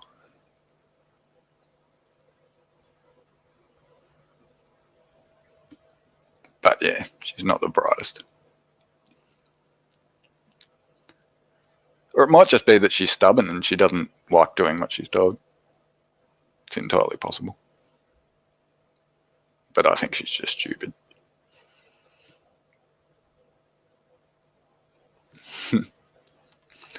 But yeah, as for not knowing how much there is to pick, I'd say there's a fair bit there to pick.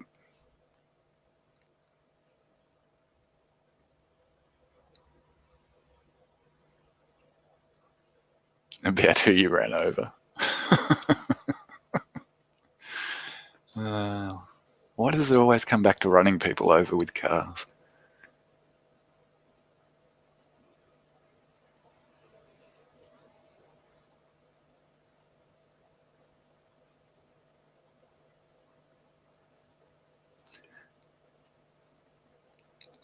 But yeah, I don't know. I tend to have a tendency to like the animals that aren't like the rest of them. Like Grover's my favourite fish in there, and he's the only one that doesn't hand feed. He's just a little bit too skittish. But he's still super cool.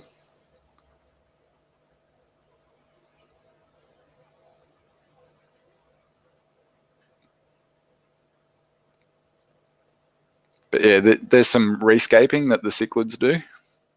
Whenever they feel that something's not in a place they like it, they just pull it out.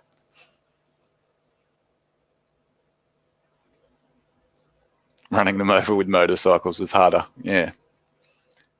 Yes, you're much more likely to injure yourself doing that.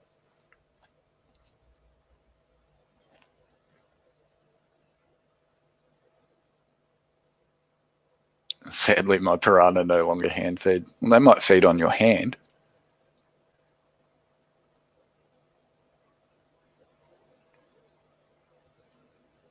Yeah, and when Derek was asking about what kind of fish those fry were before, that's the mother right there. That's the father, the more torpedo-shaped one. And the less colourful one, which is something else that I like about cribs. That the females are... Yeah, she does, Anna. She's not doing tricks for food. She's not doing tricks for nothing. Although we did find her... how do we put this? Locked with her brother, and we had to take her to the vet, and she had to have shots so that she didn't have inbred puppies. One of the other thing that went wrong, it was like $90 a shot, and she had to have 2 shots.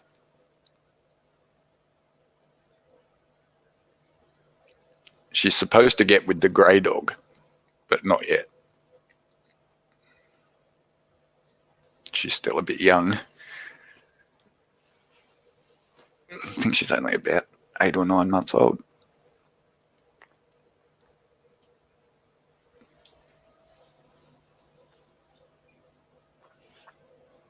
Yeah, I'm thinking about getting a few more yellow labs. Who needs 10 fingers when you can have 10 million views? Exactly. What's a finger between friends?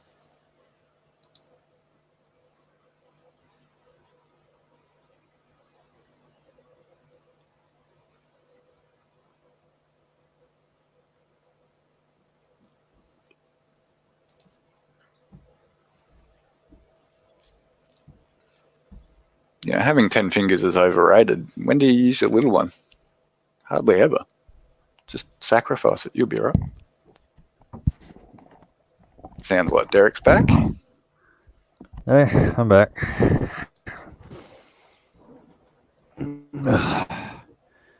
Start cam. There we go.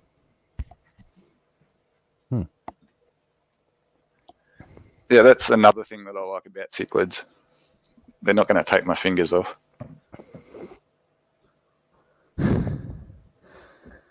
Unlike someone's piranhas. Although, I don't know. There's a few that have got some pretty big teeth.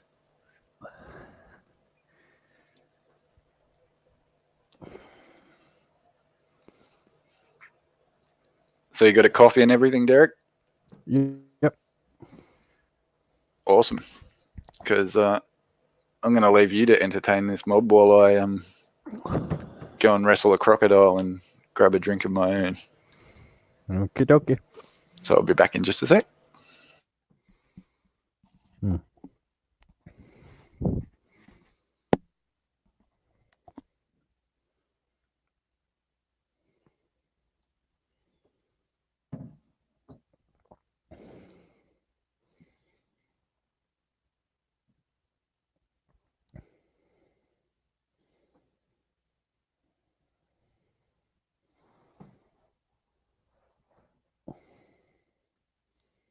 I only need one to pay your nose. Right, Dr. Black. Oh. Oops. Excuse me.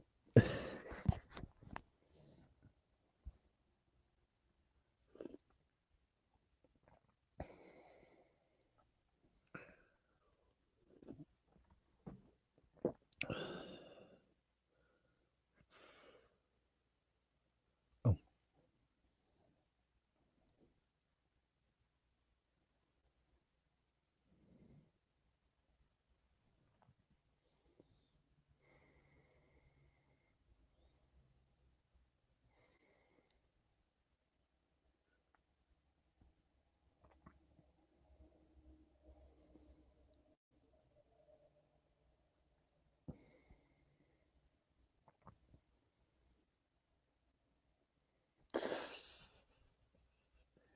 Yes, it is disgusting. But we all do it. When nobody's looking. Well, I do at least.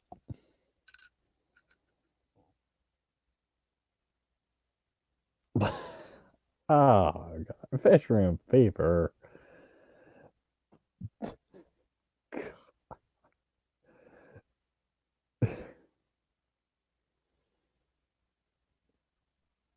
It takes 5 to officially scratch your heart stuff.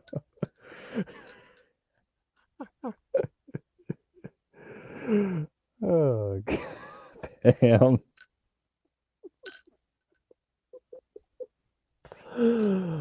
Oh, God.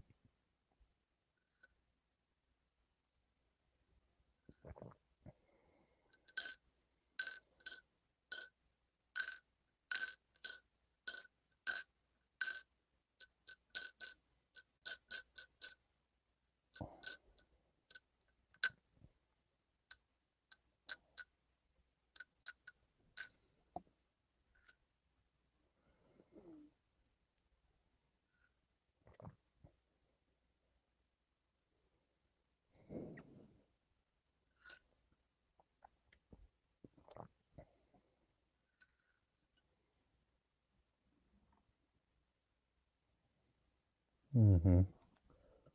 Mm. Oh, God, this warm coffee feels good.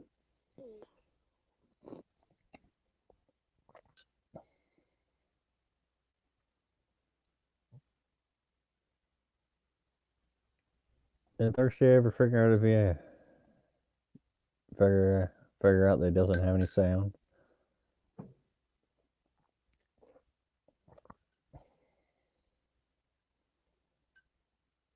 Your toes are monsters.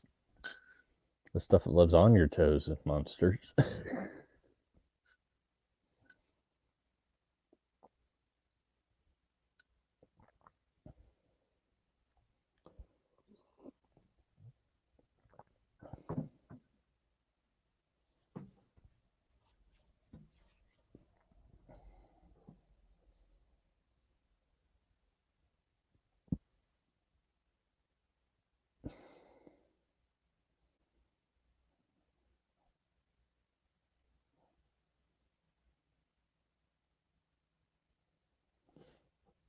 Oh, I see a coffee cup.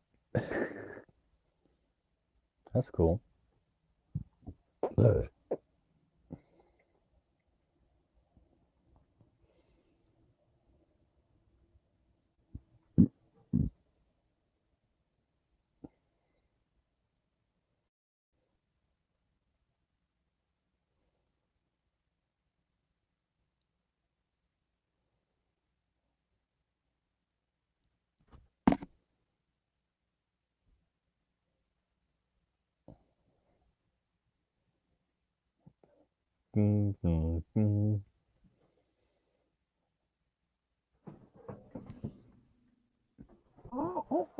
Monkey say monkey dog.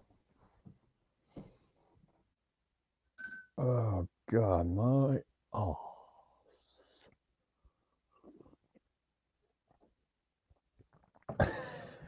That's your missing cup, Bob. They had some Christmas mugs at Walmart for like $5 the other day. I should have got one. Nah, I don't need any more mugs.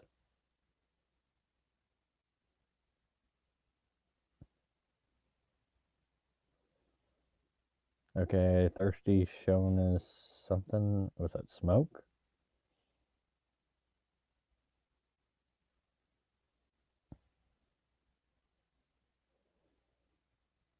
Two. Okay, he's up. And he disappeared. Or was he saying peace? He might have been peacing out.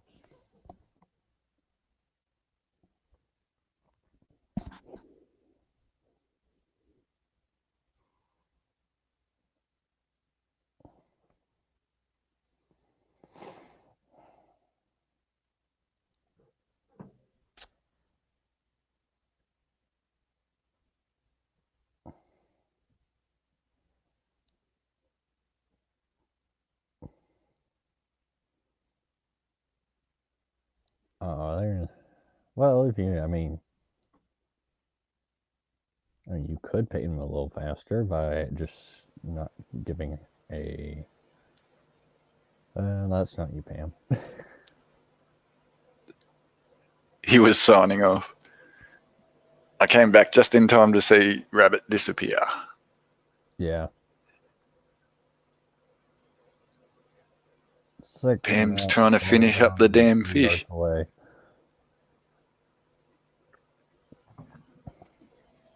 Okay, yeah, because he was pointing at the sky and then he held up two fingers. I'm like, oh, okay, two or something? No, he's peacing out.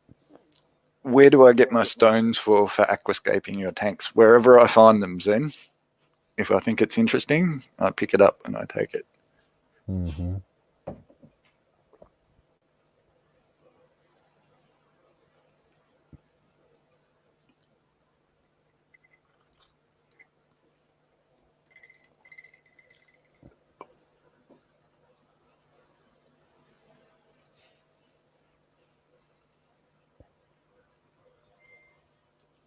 Mm-hmm.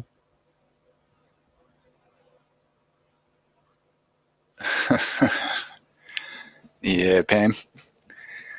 I don't really know about that. My stick figures don't take too long to draw.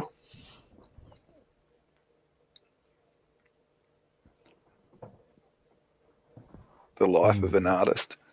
Yes, indeed. An interesting life. I believe it's similar to the life of a writer. Drink coffee, smoke cigarettes, and not much else. Occasionally eat something. Mm-hmm.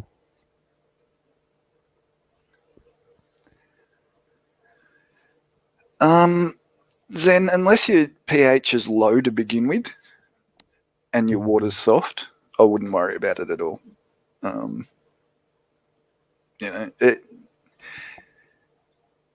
Minerals will generally only leach quickly into soft water. So if there's already something in there, it's much harder for the minerals to leach into it.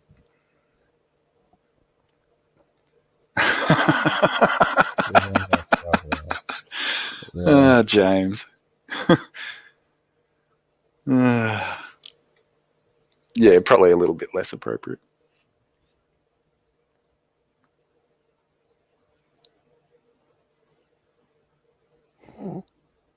Now, why are you blocking Monica?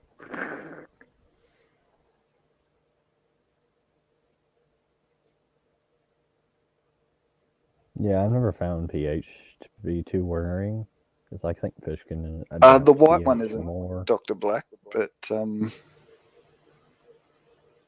yeah, I don't. As I said at the beginning of the stream, Monica probably wasn't here.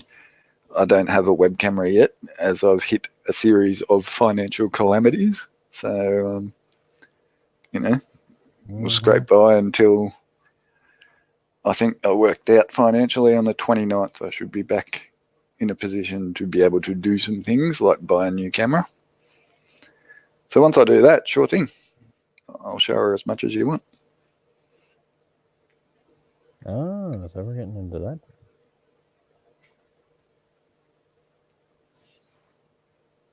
You'd be fine, Zen. Absolutely fine with that. pH, I would imagine. If it's 7.4 out of the tap, I'd imagine its hardness is pretty good. Alcohol content. I'm not having trouble connecting. My connection's fine. But yeah, I'd say you'd be fine with basically any rocks in there. I mean, if you're concerned about raising the pH, then don't put limestone in there. Just put things like quartz and slate and things like that. They're pretty inert rocks. Yeah, I'm pretty sure. And stay away from sandstone as well, if you don't want to raise the pH. But if you're looking at something like daffodil cichlids, you'd want to raise the pH anyway. So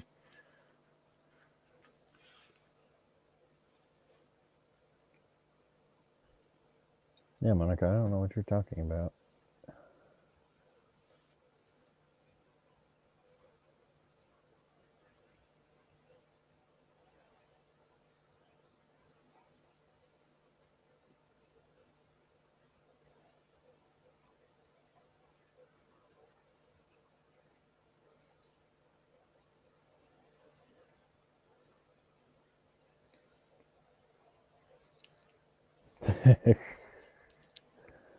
I'm so excited by this. There, if the alcohol content is 7.4 out of the tap.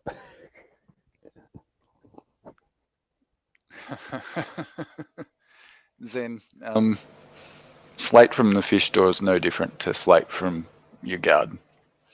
You know, just wash it. And, you know, cheap, free. Yeah, I don't know. I've never had an issue. Like vinegar on. I figure if the rocks are good enough for McDonald's, they're good enough for you. Yep, indeed. I have been known to take rocks out of public gardens before. Walking along the street, pick up a rock and walk along with it looking like a complete idiot. Why are you carrying a rock? Because I like the look of it. Yeah. I mean, the McDonald's around here don't have rocks. But up in Colorado, they do. And Wyoming.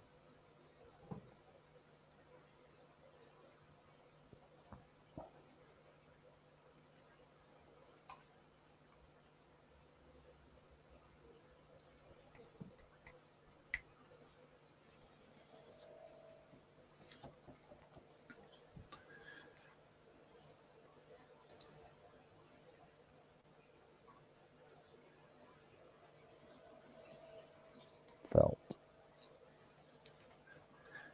Yes. So somebody needs to ask me some questions because, like, I'm racking my brain for things to talk about. Let's talk about Lake Tanganyika. Let's talk about one of the most bizarre behaviors I've ever seen in fish. Parasitic reproduction in fish.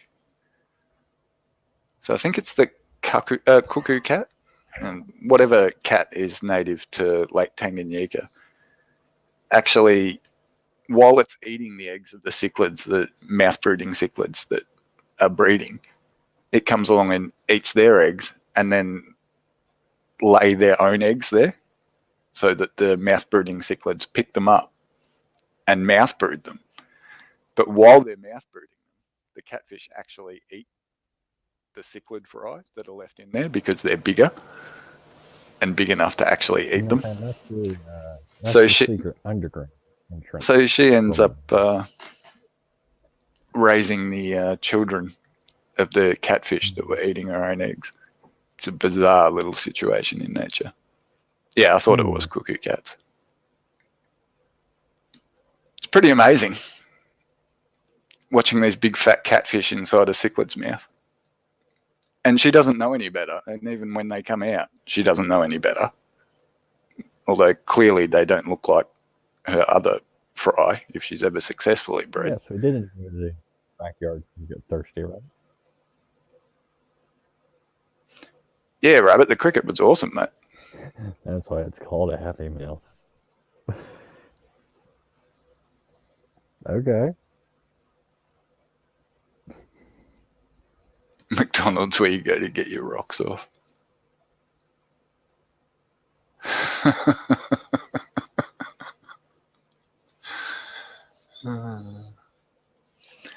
But yeah, that's one of the more fascinating fish behaviours that interested me personally. I don't know. What else can we talk about?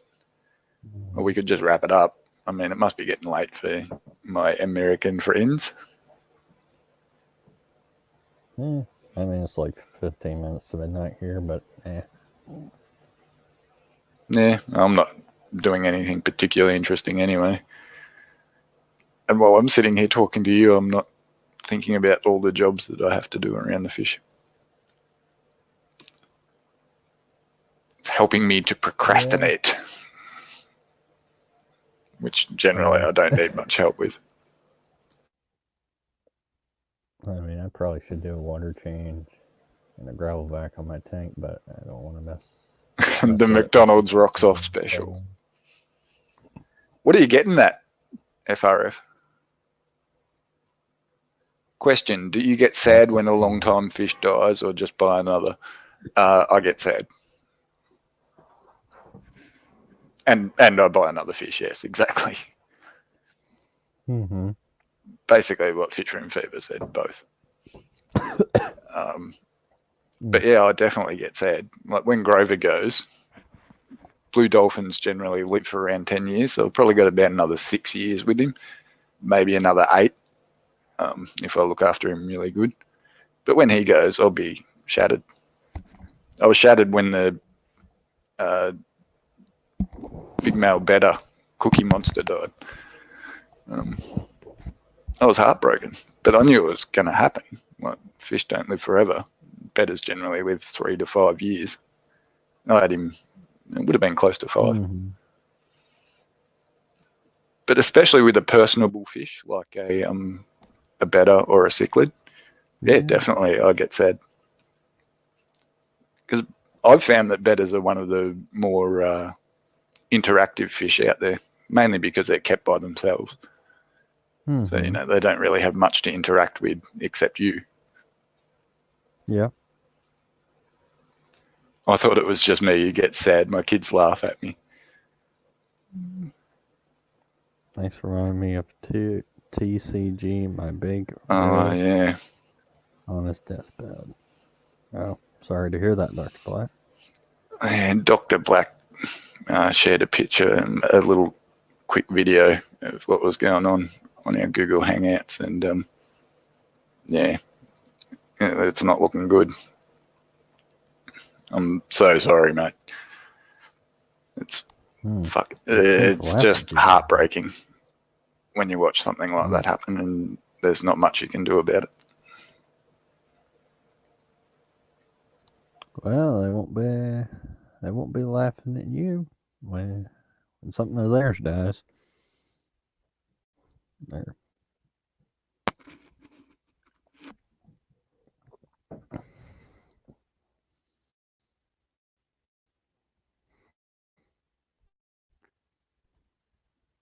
Hello? Oh, okay, just muted for a little bit. Sorry. Right. Yeah, I didn't think everyone would like to hear me drink. There we go.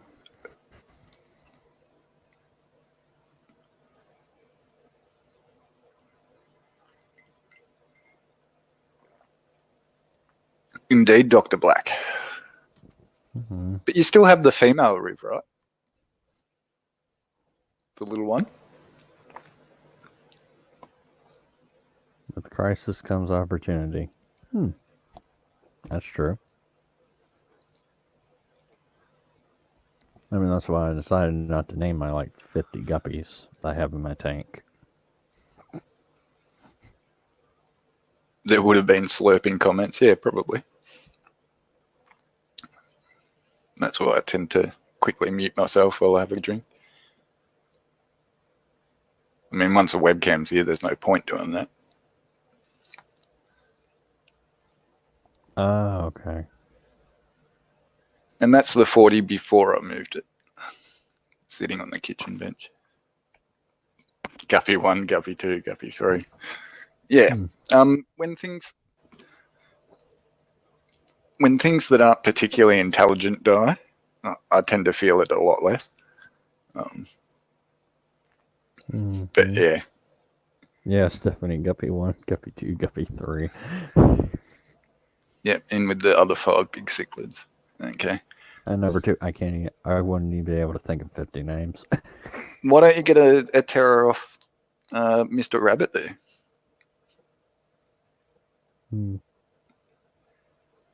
I'm led to believe he has a ton of terrors. Mm-hmm.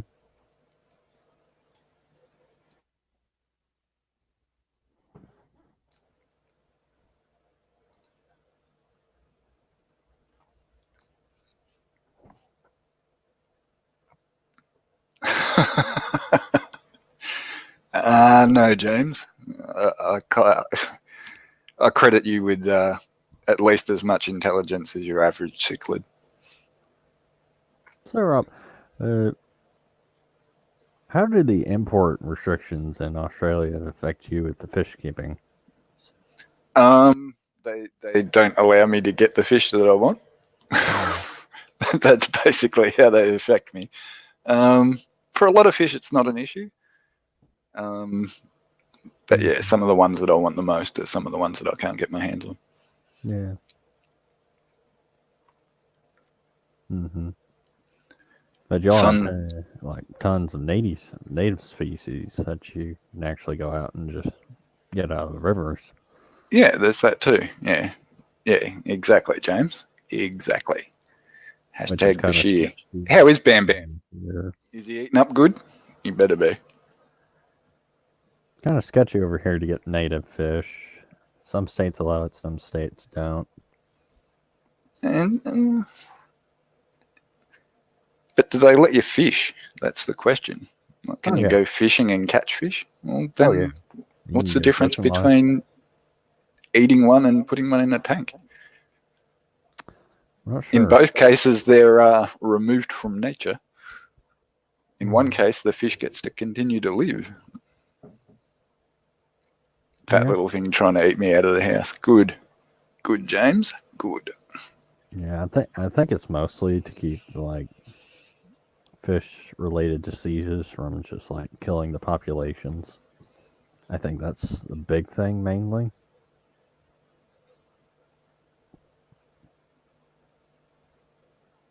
Because technically you can catch fish and say like bass and small brim. You can say, I'm raising these for food and keep them that way. At least that's what I've heard. I'm not sure if that's totally legal, but it probably is. Who knows? I'm not a lawyer. So, Blacky, are you going to keep the Tandanas catfish? Mm-hmm.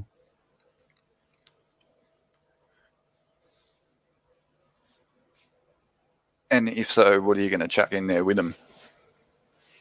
Mm-hmm.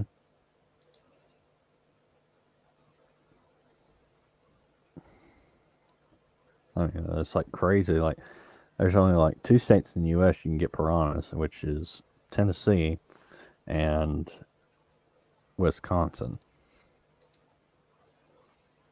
Which I would love to have a piranha tank. That would be cool. Yeah, piranhas would be cool.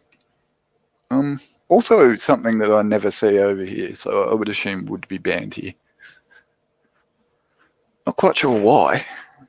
I think they're rather tropical and wouldn't survive in Victoria. Huh. But, you know.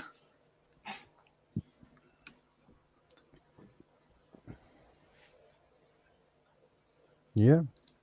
I mean, Wisconsin's easy. I mean, it's so cold there. Even if you did release a piranha into the water, it probably wouldn't survive the winter. Yeah, well, that's the thing. A lot of these fish that they've banned in Australia wouldn't live where I live, that's for sure. Mm-hmm. They would it gets way too cold here in the winter. That's what I just said, Stephanie. I was like, in the past, there have been like problems with people like releasing their little pet goldfish out into the lakes and rivers and stuff, and they just grow to enormous sizes. Oh yeah, there's tons of feral goldfish and stuff around here too. Mm. Yeah, pretty much every lake's got a few goldfish in it. Yeah. And a lot of carp. Mm-hmm. Yeah, carp and gar are probably the biggest two.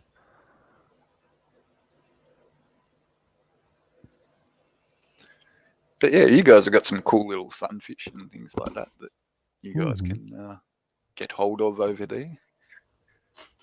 I think they look pretty cool anyway. Oh yeah, they're. I've seen some. They're beautiful fish.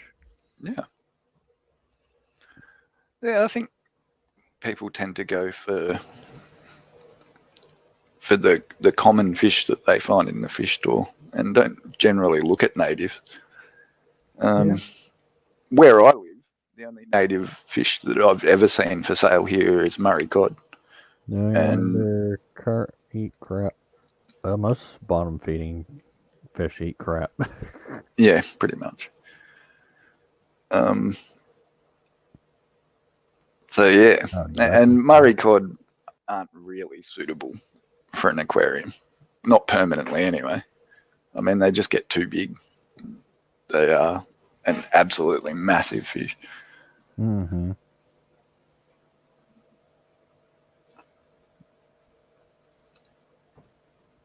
But yeah, there's tons of small natives, like there's rainbow fish that live around me that I had no idea actually lived there.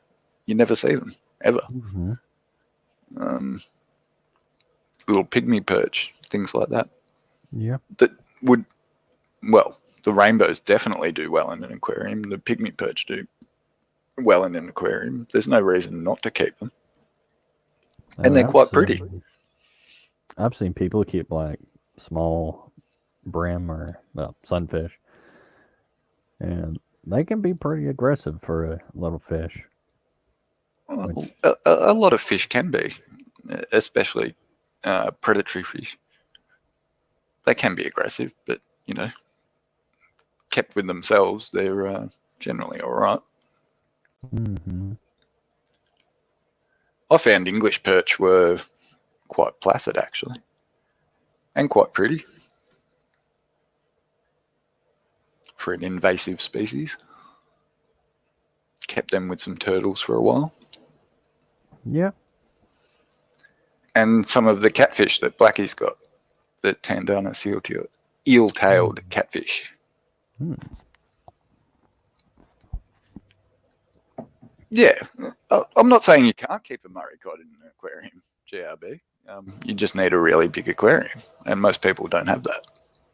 Yeah. And fish stores generally don't tell people, look out, this fish is going to grow huge. Although fortunately with Murray cod, most people do know it. But yeah, so many other natives that don't grow that big that do perfectly well in an aquarium and you never see them. Might have to replace the big riv with the native. Yeah. Yep. What's that one? Sleepy cod might be a goer, Dr. Black. Because they looked super cool. GRB's got some sleepy cod. Plus they got an awesome name. Certainly would suit me. Sleepy cod and Sleepy Rob. Mm-hmm.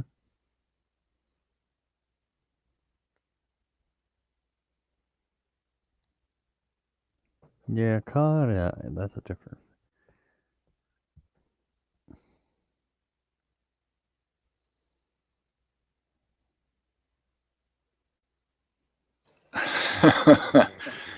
Mailed a blue tongue skink. Mate, I'll just make an extra pouch in my underpants, and while I'm bringing Pam over her honey blue eyes, I'll strap a blue tongue to me somewhere. I'll be the Pablo Escobar of animal smuggling.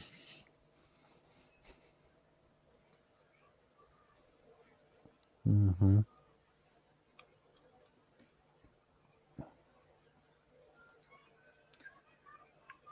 Zen?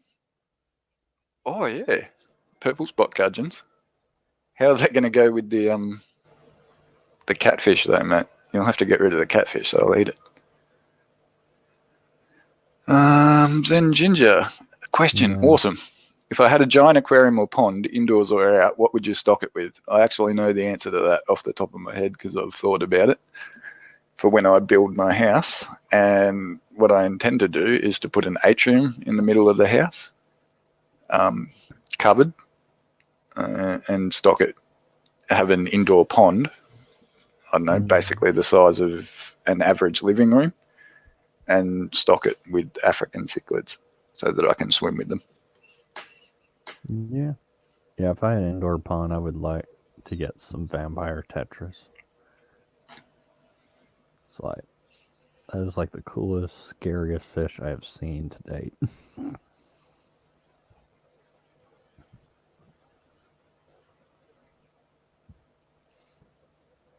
So yeah, at some stage in my life, I intend to do that. We'll see if it ever happens. I mean, once I get my own house, I'm going to start getting a lot bigger tanks. Jesus, Blacky, how big did the purple spots get? Because I know how big the tandanas get. I mean, my goal tank is like a 555 gallon, so.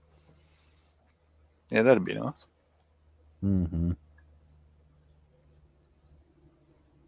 That's going to require a lot of substrate, though. Sooty grunter are illegal. Yeah. Hmm.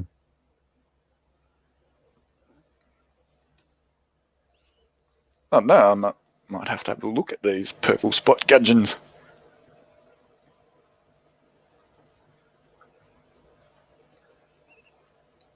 Fisher and Fever says he's stocking his indoor pond with exotics. What kind of exotics? Hmm. There are many exotics. Yes. Ooh, nice. 2-hour drive, that's nothing, mate. Not in Australia. It's like a trip to the shops and back.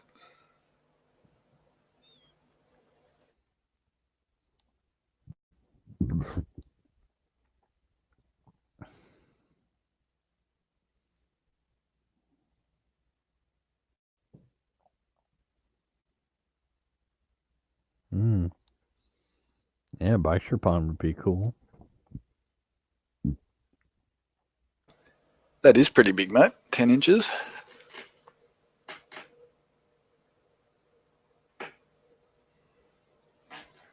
I'm thinking Russian swimwear models. It's not a bad pond. Yes. It's not a bad pond if you can get it, James, but Mrs. Fever might have a couple of things to say about that, I reckon. Maybe one or two things to say about that. But will they be mermaids? Well, if you're going to put them in a pond, of course they have to be. Hmm. Goes without saying, really. Were we keeping the list to fish only? I would think so. Might.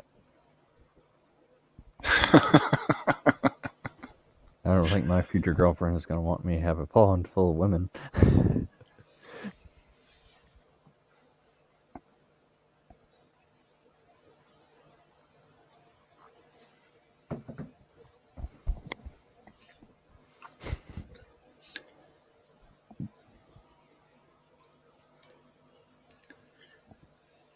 Jace. G'day, Jace. Keep the room warm, definitely. Mm-hmm. Hey, persiclets.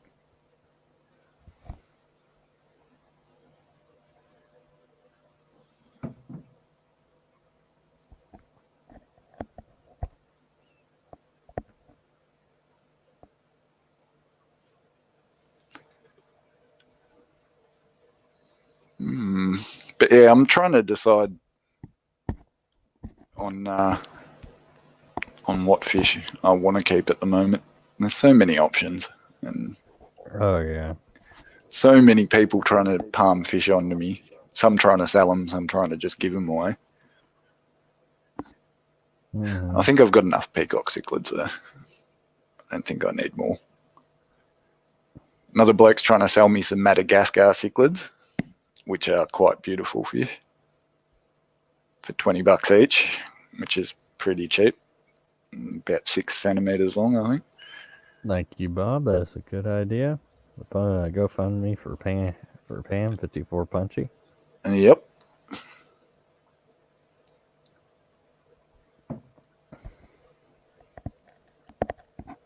She has some very beautiful calendars going out right now as well. I think she said you have until the 19th to get your orders in.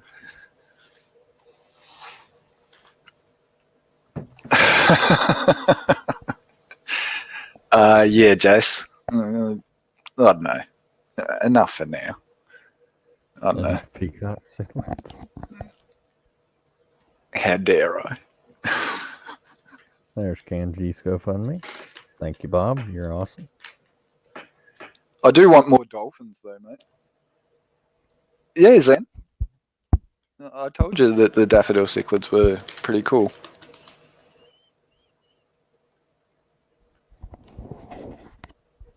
Yeah, I would like.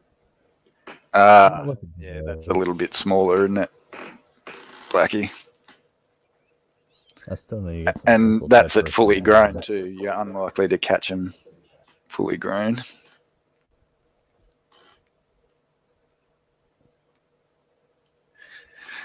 But yeah, daffodils are definitely very cool. Hi, Candy. Yeah, Hey, no, it was a Candy. very impromptu thing today. I got home from doing some things and had 5 minutes to jump on. Fill in for Mr. Black. Yep. Dr. Black. I mean, you can't disrespect a man's education like that. Too tired to Google what is this ledge.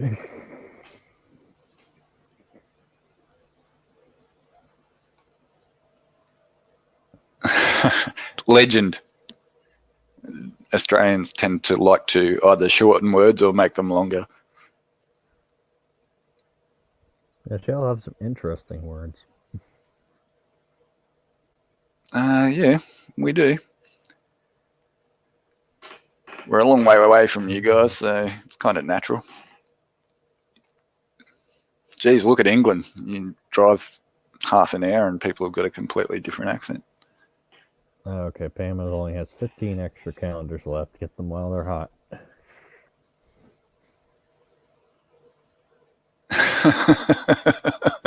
Not a doctor, not black, not 66. That's slander. Them's fighting words there, James. Yeah, I was waiting for Dr. Bite to go live, and I was like, oh, wait a minute, he must be out of town.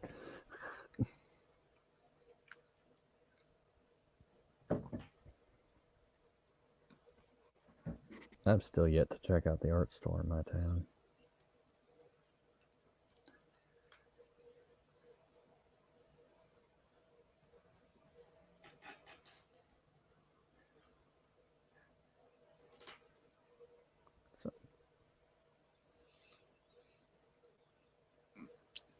You could paint a fish that's got less markings, Pam. Well, they're not really fighting words if you're just quoting him then. I retract my previous statement. Oh. Ooh, archerfish. Archerfish. Now there's a thought. I'm nowhere clear. I'm nowhere close to 66.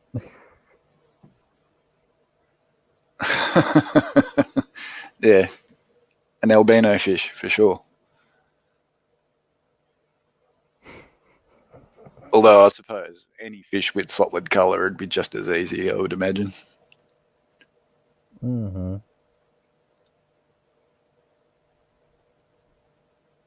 A nice electric yellow.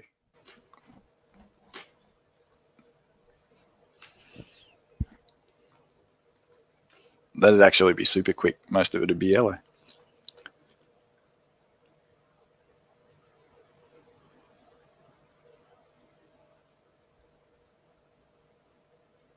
Cloud arches. I'm not sure. To be honest, GRB would be the man to ask. Archerfish are one of those fish that I've always wanted, but I've never actually got. Yeah, I've heard of those. They're very, very aggressive fish. Archerfish? Yeah. Mm-hmm. Hmm. Or maybe it's just a certain species. Yeah, I don't know. I Like I haven't said, looked into it GRB would be too the man to ask. He's the man in the know.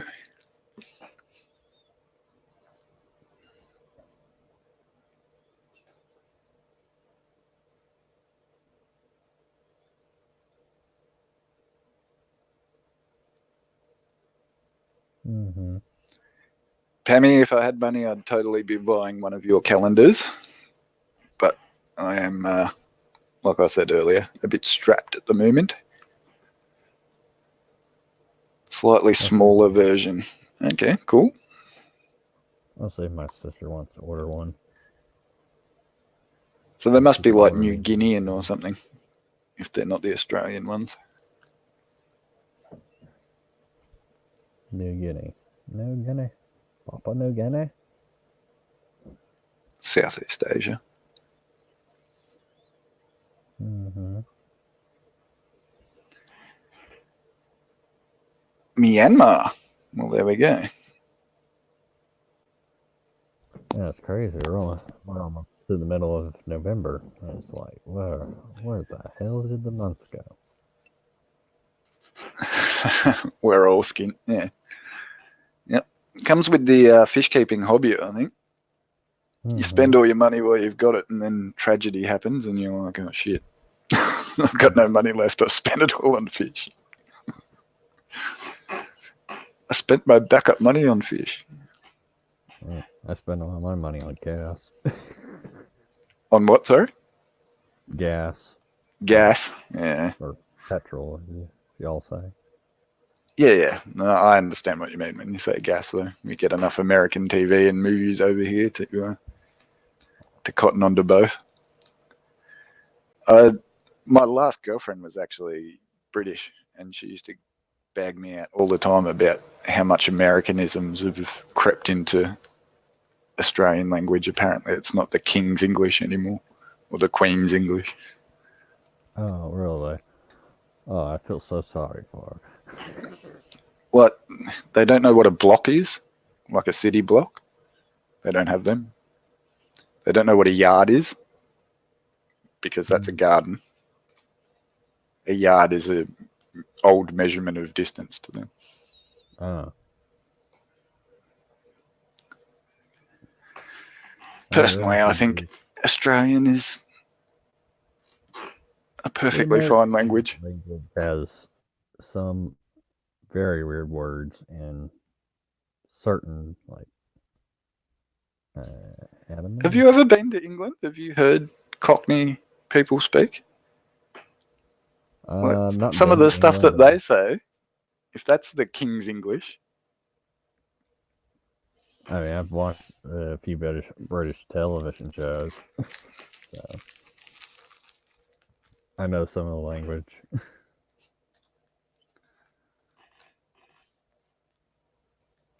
But yeah, spending a bit of time in Britain was definitely an eye-opener.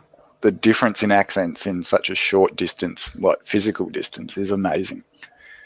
Like you go from the south of England to the north of England. Oh, yeah. And the entirety of Great Britain, including Scotland, is smaller than the state that I live in. And Dr. Black and I come from opposite ends of the country. Jason and I come from, opposite ends of the country. There's not that much difference in our accents. And we're a long way away from each other. And Minnesota and heard them talk? They talk some weird. From northern to southern England, wow, the difference. Yeah, man, that's anywhere you go. I mean, I've been to like down in Mexico on a cruise once, and that is a very different language.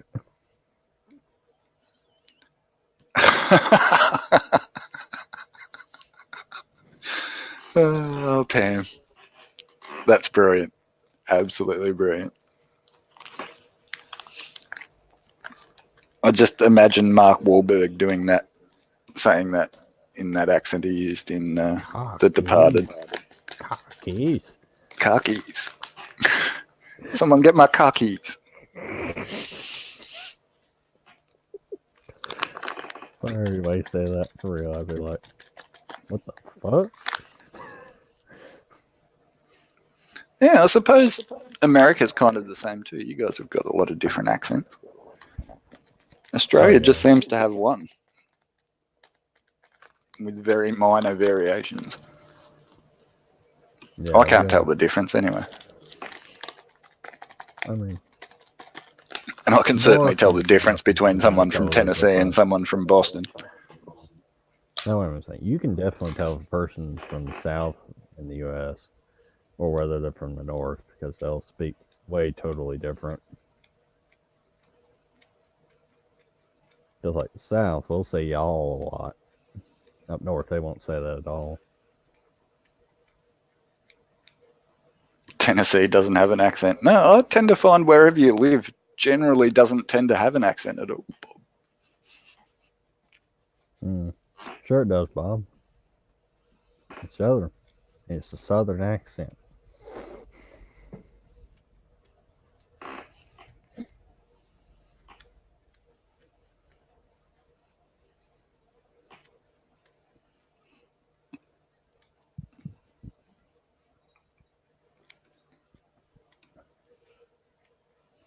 It was like a foreign language.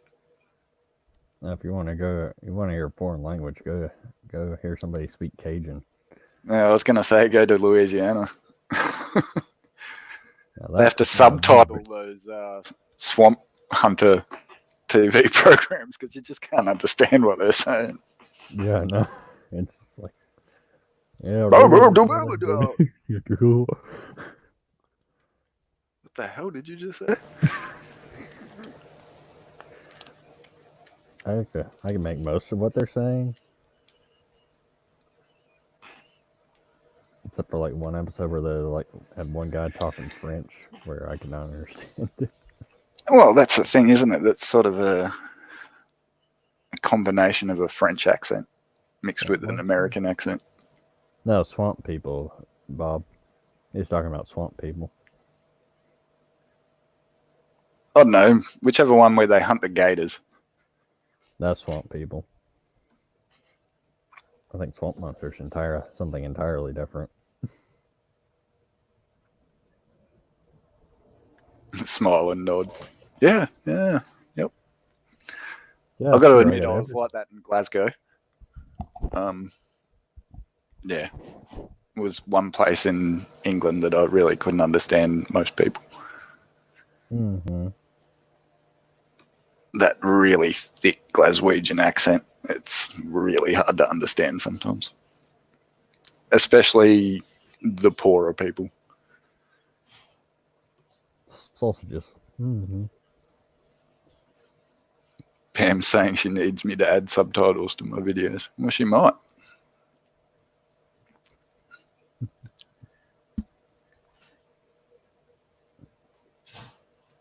I mean, I like her.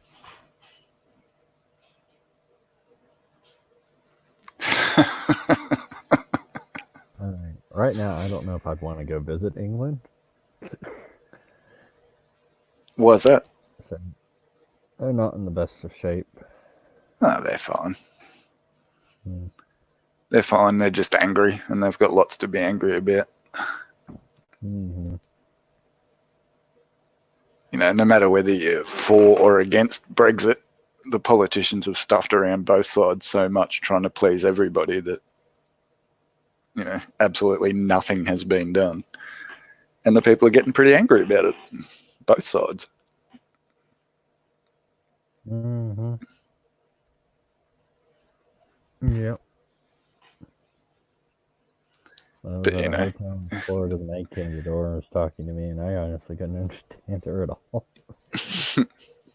I know most of Florida's pretty loony, but they at least understandable.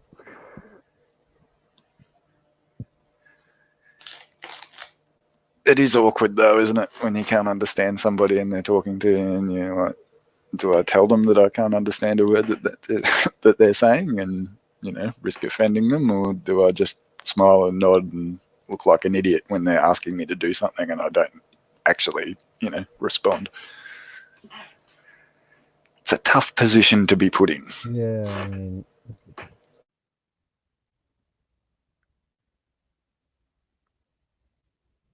hey, Ludwig's Aquariums, how you doing? Hey, Ludwig, how are you? For us, it is, bear with me 1 second, in Australia, it's 5:15 in the afternoon. Huh. What about you, Derek? It is currently 12:18.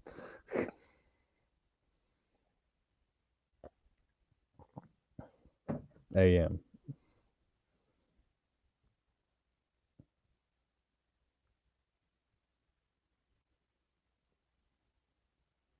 And what time is it for you, Ludwig?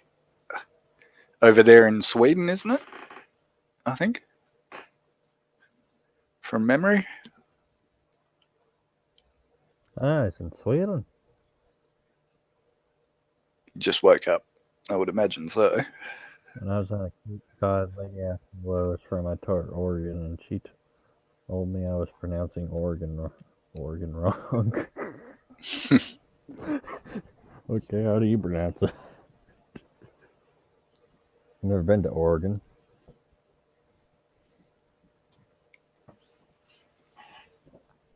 You just woke Yeah, it'd up be early morning in Sweden, I would imagine. That's one country I'd like to visit. Yeah, me too. I'd like to do a tour of all the Scandinavian countries, actually. Mm-hmm. Pretty cool places. Look like really cool places to live too.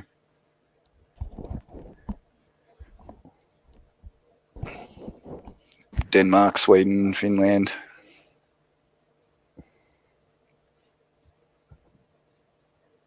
Norway.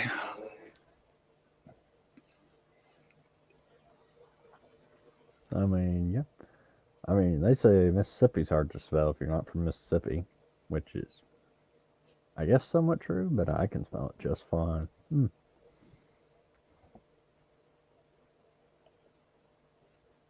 Yeah, I reckon I could spell it. MISSISSIPPI. Yep. Bam. Killing it. There's like 2 in the whole city. Oh, man, that sucks. Which city, Ludwig? I'd assume not Stockholm. I'd hope not Stockholm. If there's 2 aquarium stores in Stockholm, you're in trouble. Stockholm?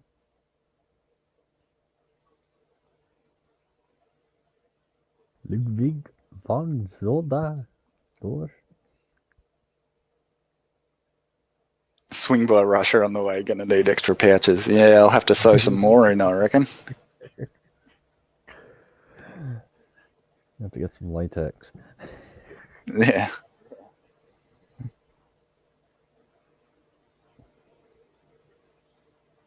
Oh, wow, Stockholm. It only has That's kind 2. of true because everything else kinds of sucks. That's crazy. We got 5 in town here, and we're just a little town. Most first stores near me are like 2 hours away. Yeah, well, I might live in a little town, but I live right in the middle of it, so I can walk to 2 of those stores in under 5 minutes, which is kind of cool. Kind of bad too, because I tend to find myself swinging by there a lot and seeing things that I want. Yeah, just let me pop in the old fish store. Yeah, I'll just have a look. Buy anything. Yeah, I won't buy nothing. Why would I buy something? Walk out with there 3 bags. Exactly. Story of my life. Hmm. Oh, 2 good ones and 10 bad ones. Yeah, well, there's some bad ones here too. So some terrible ones. Saw one the other week. Had a 6-inch barla shark dead in the filter section. They had their tank split into sort of an internal sump, I would guess. So the filter was built into the tank. And yeah, it had jumped into the filter bit and couldn't get out and died in there. And was rotting. It's probably good I don't. There were no other fish in there to eat it, so it was rotting away. Yeah, it was pretty bad. And when I told him about it, the lady got angry.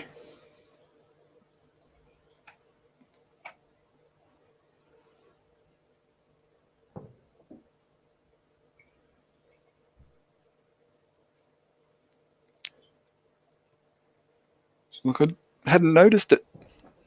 Like, how do you not notice it? It's a 6-inch fish. Hey, it's not small. World. What's up? Alien. How you going, mate?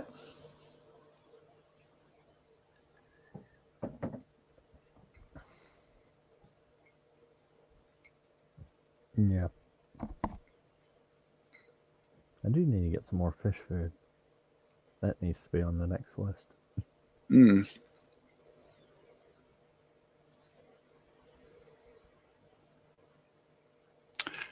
Yeah, I've got plenty of that.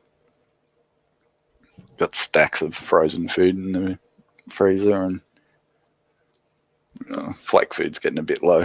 It'll last me another couple of weeks. I don't go through that much. I haven't gotten into any of the frozen food. It's actually not very expensive. Not much more expensive than feeding pellets or flakes. And it's really good for them. There he's eating some brine shrimp, I think. Fish food is the gateway drug. The gateway drug to more fish. To what? What's people's favourite fish? Okay, well, I'll start off. My favourite all-time fish are Oscars. They were my favourite fish to keep. Favourite fish I have at the moment is my blue dolphin cichlid. He's pretty awesome. Although the cribs are getting right up there.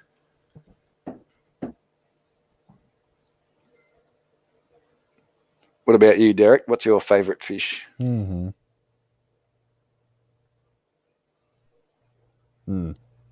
Favorite fish? I don't think I have one at the moment. Jason at Perth Cichlids says star sapphire. They are a very pretty fish. I actually think that these hybrid fry that I've got, Jace, are going to look quite a bit like a... going to end up looking a bit like a red empress. I mean, I don't know if I'll ever have a true favorite fish, because I think I'm just going to keep getting more and more fish. So it's going to be like having a lot to choose from. But yeah, I tend to like cichlids and bedders because they're intelligent fish and very personable fish. I like fish that interact with you. I mean, guppies interact with you, but they're just stupid. Sharpies! How you going, John? My favourite shaved yowie. Who's the parents? Blue dolphin and the female is a Eureka red peacock. And he's starting to colour up, and he's got red down the side, but you can see the blue sheen over the top of it. I think he's going to end up actually being a really good looking fish. Now the question is whether I can get females as well and get them to breed true. If I can, then I have no problem with them. If not, then they're just really a waste of space.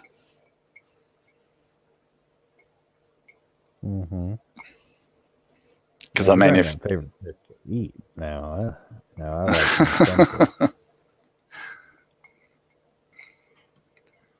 I don't think Ludwig meant which ones are your favourite to eat, but smoked cod's pretty good. Mm-hmm. Salmon's not bad. Yeah, I like salmon too. Expensive, but it's good. Fresh tuna, not the canned stuff. Yeah, not big on tuna. Most hybrids are good looking. Yeah. Yeah, but like I said, Jace, the real question is whether it breeds true. Because if it spits something that looks like a dolphin and something that looks like a peacock cichlid when I breed the hybrids, Mm-hmm. then it's no good because you can't sell those. I mean, Barra is good eating. Yeah, dead right, mate. Peacock rob bullseye. I was thinking either pea dolphins or cock dolphins. As in the male chicken, of course. it's just crazy. Up north, they actually, sunfish are a northern term. But down here in the south, we actually call them brim. Brim. Yeah. Yep. There's so many fish across the world that are called brim, though. If somebody tells you they're eating a brim, you really don't have any idea what they're talking about. That's true. I mean, there's a lot of different categories of sunfish. There's like green sunfish. There's red ear sunfish. Sorry, I just read Ginger's comment. Dolphin. Dolph Cock sounds like some kind of rare Dolph Lundgren movie, X-rated one from the 80s. Cockfins. Oh, that's not bad. What you mean, Dolph Crocs?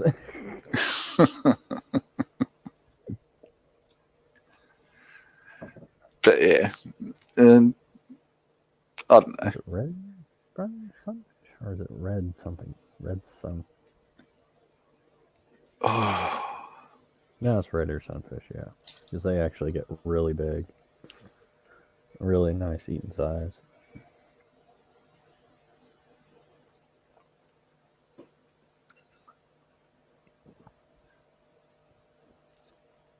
have you guys seen these really bad tanks that are called DIY? They put like 5 goldfish in a very little pond made by magnet balls or made by like a car wheel.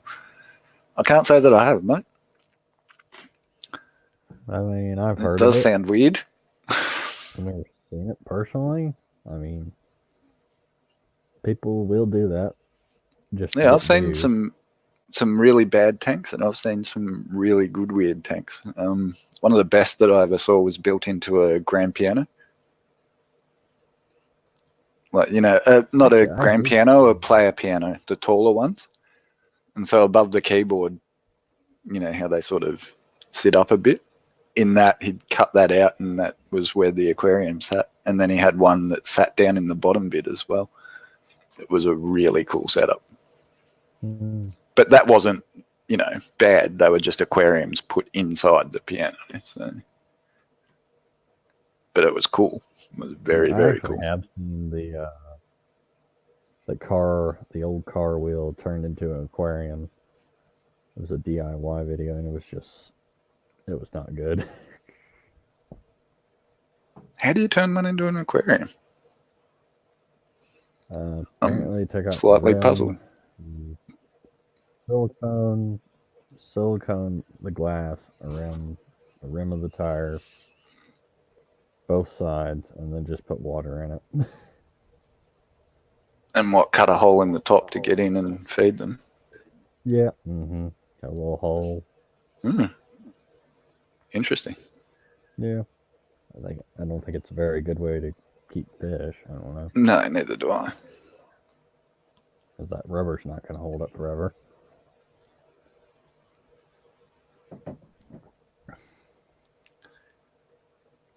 Yeah, I don't know.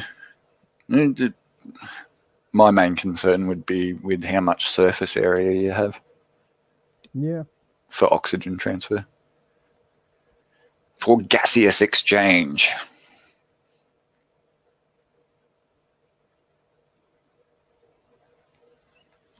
Yes, Levate is very weird. But people like to do that to get views. It's just like, hey, look what I did. It's not impossible. Oh, look, you see it all the time. Goldfish in way too small tanks, like 2.5 gallon tanks with goldfish in them. And you think, well, your fish is going to get as long as the tank. Mm-hmm. Ah, yes, the old stupid inch per gallon rule.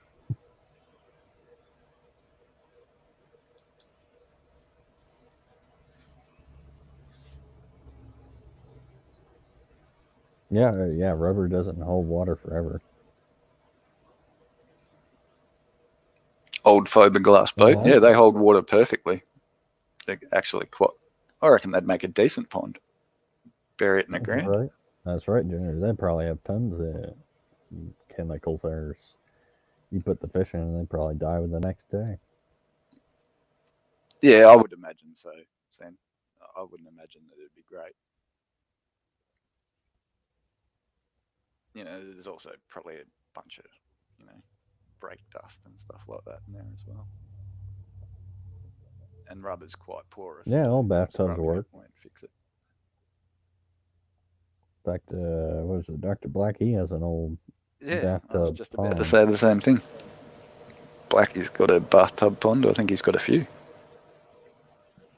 I'd love to do that.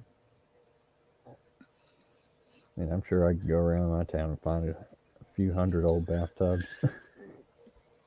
All right, Derek, keep these people entertained for a couple of minutes. I've got a crocodile that desperately needs wrestling.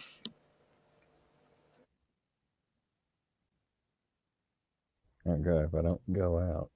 Let's see. Is this thing on? Okay, it's still on. Okay, good.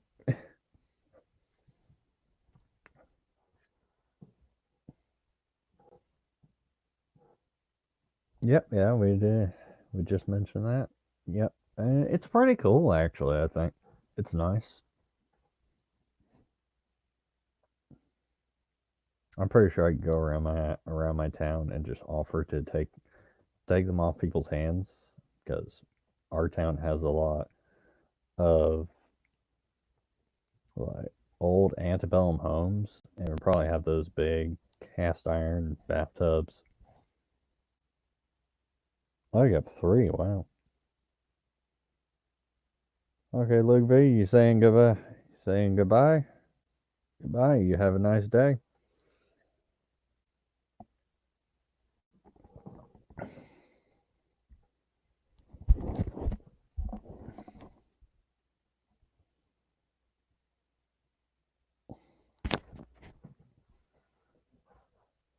So, oh. Whoa, whoa, whoa. Ho, ho, ho, ho, ho.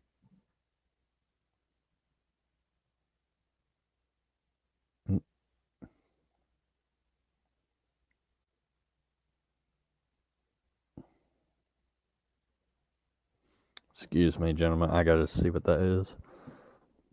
That is not. I don't think that's a good noise. I'll be right back, though.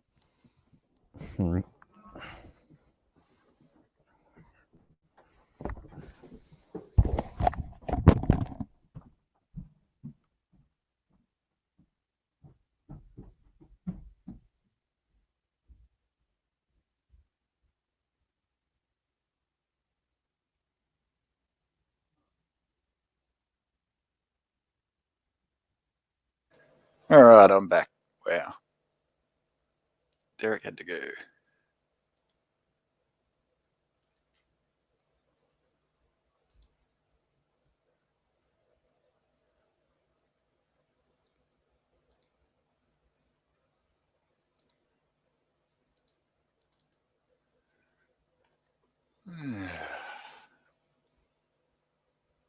Who's in control now? You are, Zen.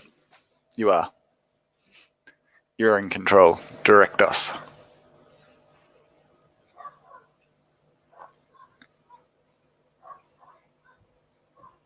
You got 3 ponds. Nice. Yeah, the weird tank discussion. That reminds me, the other day I saw a pyramid tank shaped like a pyramid. It was quite odd. I didn't like it, but you know, it was a bit different. Oh boy.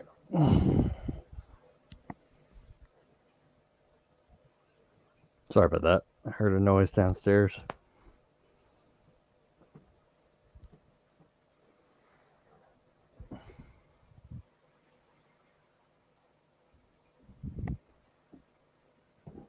Critters in there are frightening now, GRB.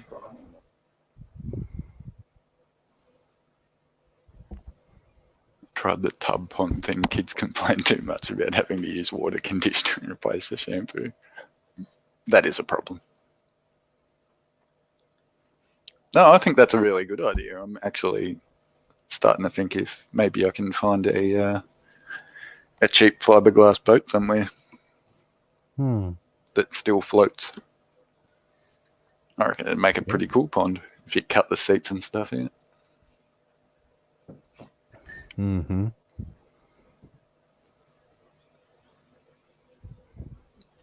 What are my thoughts on using meds in a quarantine tank? I don't do it personally. I don't see the point. If you don't know what you're trying to treat for, then there's no point treating. That's just my opinion. It also seems to be the fish vet's opinion. If you don't know what you're treating for, don't treat at all. Yeah, I mean, other people like, treat everything. Like something like guppies, you might want to treat for internal parasites. Well, to be honest, you could do that with all fish. All fish carry internal parasites. I'm dead certain that these fish that you're seeing on screen right now will be carrying many parasites and many bacteria. And, you know, you'll never see any sign of it, but it'll be there, dormant. Mm-hmm. And, you know, humans are the same too. We carry a lot of parasites with us all the time. You know, you just don't realise it. It's the natural order of things. And I don't know, I look at aquariums as an ecosystem, and as long as your ecosystem is in balance, you shouldn't have problems with diseases. It's when your ecosystem gets out of balance or the fish gets stressed for whatever reason that you start to have problems.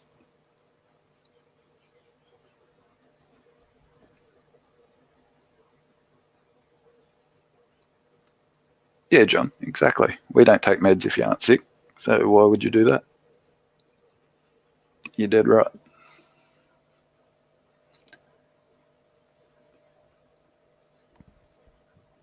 Night, James. I think I'll wrap it up soon. Medicating fish, yeah. I mean, some do it. I mean, you can. Yeah, I think Corey from Aquarium Co-op, I don't watch him much, to be honest. But from what I've seen, I think he treats all the fish that come in to his store. I mean, it's always something that you can do.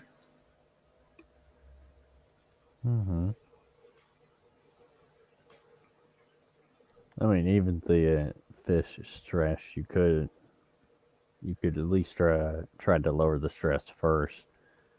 But not opening the box in a lit room, maybe have the lights off, so they can kind of naturally adjust back to the light levels. In that box, they're just like, it's pitch black. Oh no, but the one thing that I've learned keeping fish is that there's many ways to skin a cat. So, you know, one person might do something one way and have great success with it, and another person do the exact same thing and have no success whatsoever with it. Which is why I always tell people, find what works for you and just stick with it. I mean, it's what I've done and it's worked perfectly for me. I can't guarantee that it'll work for anyone else, but, you know, like, I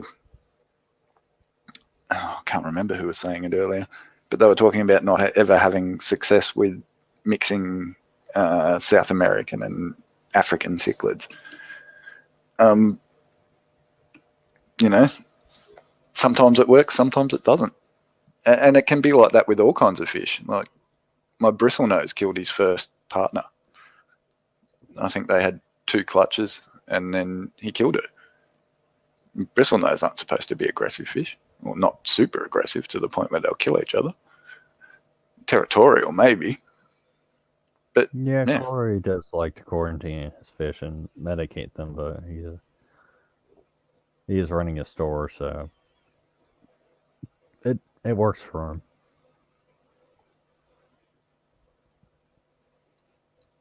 Yeah, Zen. I don't know that you'd kill them by medicating. Most of the time, the medications aren't that harmful to the fish. Yeah, I mean, as long as you don't overdose it. Yeah, generally fish medications are pretty gentle. There's a few exceptions to that. Yeah. But the point is, you know, are you going to get everything anyway? When you treat a fish that's got internal parasites, do you kill all the internal parasites? And I think the answer is no. And that's why, you know, things might flare up again in 2 years or 3 years or 4 years or whatever. Yeah. I mean, you're just getting the fish back to a level where it can deal with it. Yeah, where it's all back in balance again.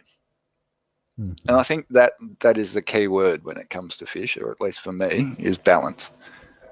If you get everything in balance, then you shouldn't have problems with breeding. You shouldn't have problems with keeping your fish alive. They should just take care of it all themselves. Mm-hmm. And that's what I've been finding. You know. Mm-hmm. Stability and balance. So the thing that tends to stress fish out more than anything that I've noticed is fluctuating water conditions. They don't like it. If things change gradually, they're fine with it. But if you bang a massive change in there, then, you know, you generally find you have problems. And back when I used to chase a perfect pH, try and get a tank with a pH of 7 and all that sort of stuff, I had immense problems. The minute I stopped doing that, never had any problems since then. Yeah. I mean, and some governments are actually cracking down on the meds because they're not really that good for the environment. Canada definitely are, yeah. I think Canada's gone a bit far. Some of the meds that they've banned, anything that says treatment on the bottle is banned. Not banned, but you need a vet to get hold of it. I think that's going a bit far. But the antibiotics I completely understand. Yeah, they're generally the same antibiotics that we use. So when you flush them into the sewerage and back into the water table, then you're helping to build resistance amongst human bacteria as well. And we don't like to have bacteria. I don't anyway. Yeah, I was watching something about the U.S. maybe starting to crack down that on it a little bit. I think there's some states in America that are doing the same thing as well. Yeah.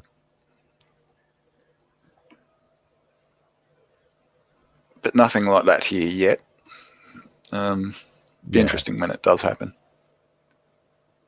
I'm sure it will. I mean, Canada, you can't even treat your fish without going to a vet first and say, The problem with the fish hobby is quite often vets know nothing about fish. Has to write you out a person. It's don't know one. Yeah. Yeah, but say that was the situation here and I had to go and see a vet to get medication. I would be going to the vet and telling him what was wrong with my fish and what medication I needed. And the only service that he would be providing would be to write the script. I mean, I know for a fact there's no vets in this local area that know a thing about fish or a thing about reptiles. I had to fix a bearded dragon's broken leg myself once because the vet said, I'm not touching it. I've got no idea about reptile bones. I didn't either, really. But I figured I'd do the same thing I'd do if I broke my own arm and splint it, and it worked. You guys do have the fish doctor there in Perth, and you're lucky to have him. I do need to get a microscope, though. That is one thing that I do definitely need to get hold of, just in case something does go wrong. So that I do know what I'm treating for when I do need to treat. Otherwise, it's just a guessing game based on symptoms, and quite often you get it wrong. A lot of things that people think are fish diseases are actually just symptoms, and they can be symptoms from many things. Things like dropsy, swim bladder disease, hole in the head.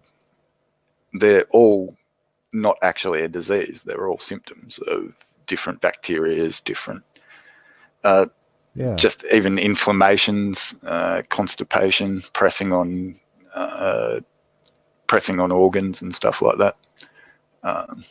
So if they get constipated and their stomach starts to press on their kidneys, they can start having buoyancy issues, things like that. So swim bladder disease, things of that nature. Yeah, it's almost like we need people to specialize in fish as veterinarians. There are fish vets, like Perth said. Jay said, over in Perth, there is an actual fish vet who's on YouTube, and he is a great resource. If you haven't subscribed to that guy, I suggest you do. I mean, he's a literal vet who specialises in fish, and he shows all elements of his treatments. So, there's a lot to be learnt off that guy. Yeah, I've seen a guy like that. He's just called the fish vet. That's how rare they are. I think I have. I think I've heard of him, actually. He starts up a YouTube channel and he's able to get the fish vet.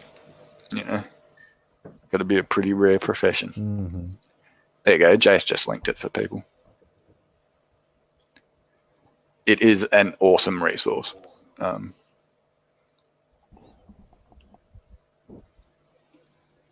Yeah. Yeah, but generally, if you're getting from the importers, there's going to be a lot more problems with that. Because they're very stressed from the shipping, so who knows what they've got. Ambus, you're actually right.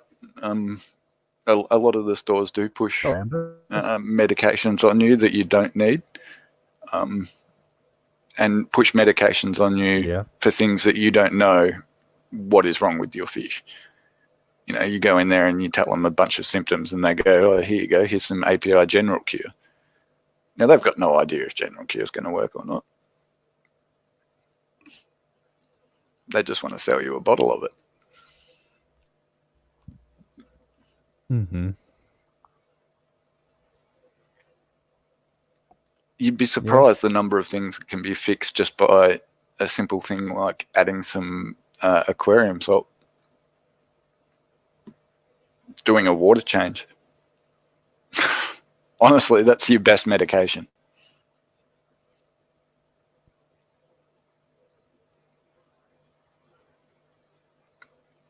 Yeah, Bob, I know.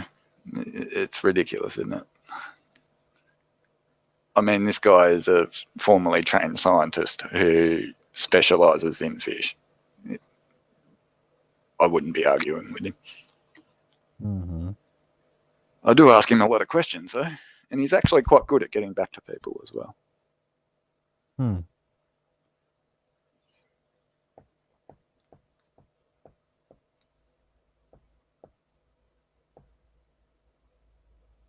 I love the mad aquarist. Chris is a very intelligent man with a lot of knowledge. Yep.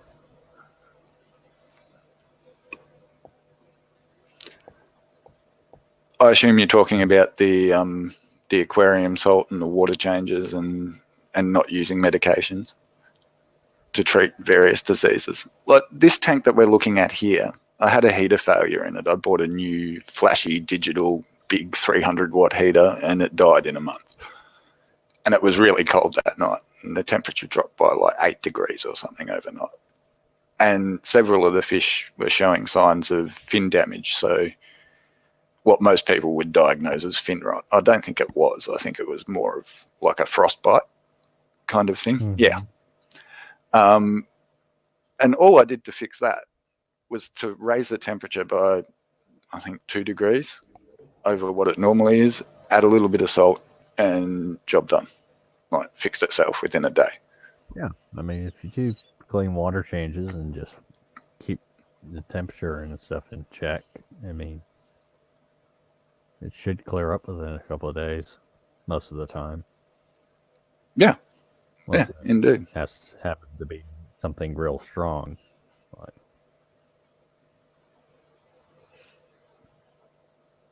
like fish tuberculosis or something like that. Indeed, John, indeed. The male crib, when I had to take him out of the breeding tank, his tail was beaten to shreds, and you can see him in the 40-gallon in here now, and he's back to perfect health. There's nothing wrong with him at all. Yeah, like moving fish, that can upset them as well. That day, I don't think it stressed him out at all. I think he was already at the peak point of being stressed. He swam into the net, like literally. I didn't have to try and catch him. He wanted out. Oh, okay. Huh. Female cribs can be very, very vicious. Like, she scares me. When I feed them the crushed flake, I rinse my fingers in the tank to like wash it all off because it's all dusty and stuff. And so that they get that last bit of food as well. If she sees me doing that, she tears out of the Java moss. Like, you don't know that she's even there, and attacks your fingers. Like, she will attack a human to defend her babies. It's quite impressive.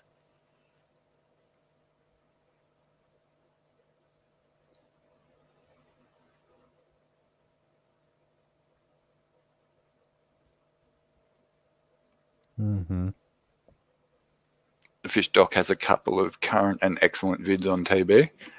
That is something that I find is a bit like global warming, Bob. Mm-hmm. People don't want to believe in it because it's scary.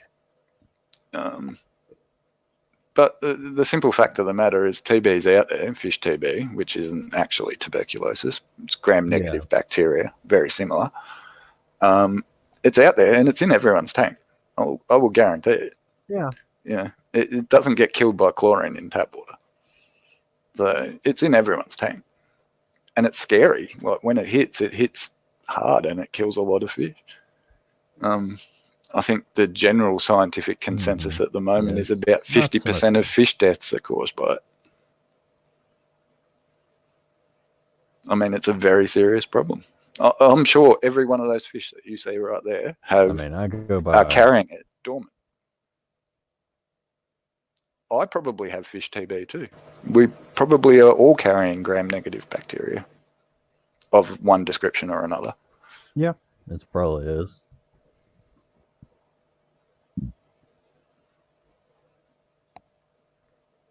So, I mean, that just goes to show how common misdiagnosis is as well. You know, most people haven't even heard of fish TB or mycobacteria. So when their fish die, they're obviously diagnosing it as being something completely different. Mm-hmm. Yeah, Sharpies, it's there. There's no point denying that it's there and pretending that you can have a sterile, germ-free aquarium. It just doesn't happen. Nature doesn't work that way. Mm-hmm. Yeah. And nature abhors a vacuum. If there's a space left for an organism to inhabit, an organism will inhabit it, for sure. Yep. There's no doubt. It's just a question of trying to get the organisms you want in there and the ones that you don't out.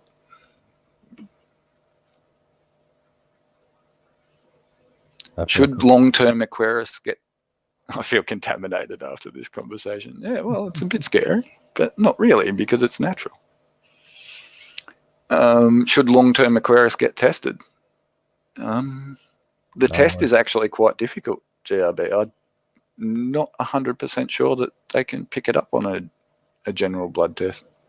I think they actually have to culture the bacteria, which is a whole different test that hospitals generally don't do. So you'd have to go in there and ask specifically, I would say. I mean, as long as you don't put your hands too much in the water and you don't have any cuts or bruises, you should be fine. But you still drink the water. Not out of your aquarium, obviously, but you drink it out of the tap. And like I said, the treatments in the water don't kill that particular kind of bacteria. So you're drinking it. Yeah. And think about it, Zen, if you go and have a shower, you'll be showering in it. Yeah, but your body actually has some way of dealing with it. It's called an immune system, yeah. And so do fish, and so do all animals, Yeah. We haven't evolved in a vacuum. We've evolved with these creatures. It's like an arms race, We evolve, bacteria evolve, everyone evolves together. Yep. Who's hungry? Oakwood style shower. Carbolic soap. Okay. And then carbolic soap would work. What the hell is that? Soap with carbon in it? Bernie soap.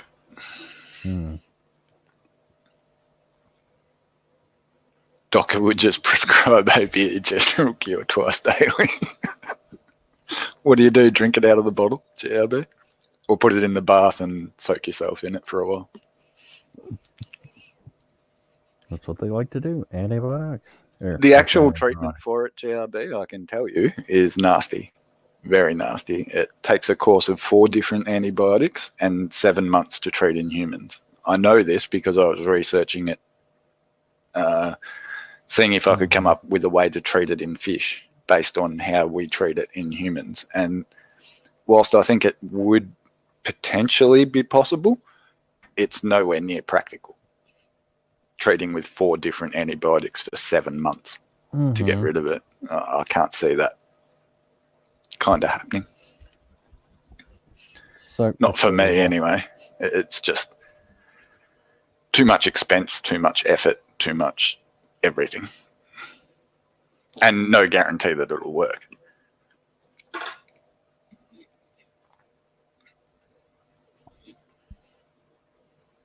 I mean, I got a little pump thing for my siphon when I'm doing water changes, so I don't have to,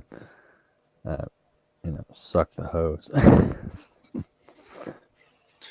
Very similar to tuberculosis, GRB. So. GRB is actually scared that he's got it now. Like I said, you probably do carry it. Whether or not it's in huge numbers is the issue, the thing that's at question.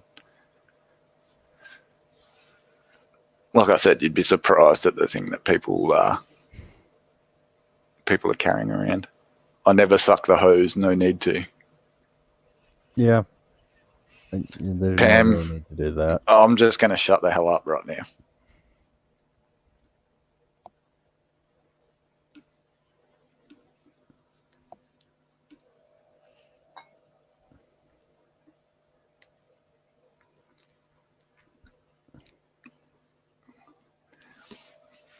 That's effing terrifying. Purchases more gloves and purified drinking water. Yeah, but purification probably would do it. Yeah, I know. When I started in the hobby, I started looking for like full arm gloves. Just not necessary. Just if you can help it, don't put your arms in the tank. To be honest, I tend to put my hands in the tank quite a bit. I mean, I do it a little bit when I'm doing a water change or planting new plants, which I've not gotten any in a while.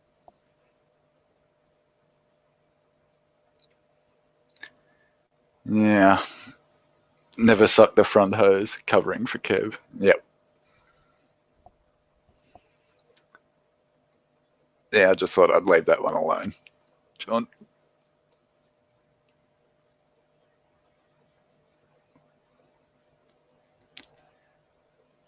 The back hose is not good. No comment.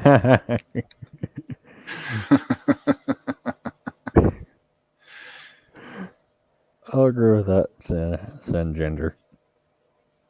Oh.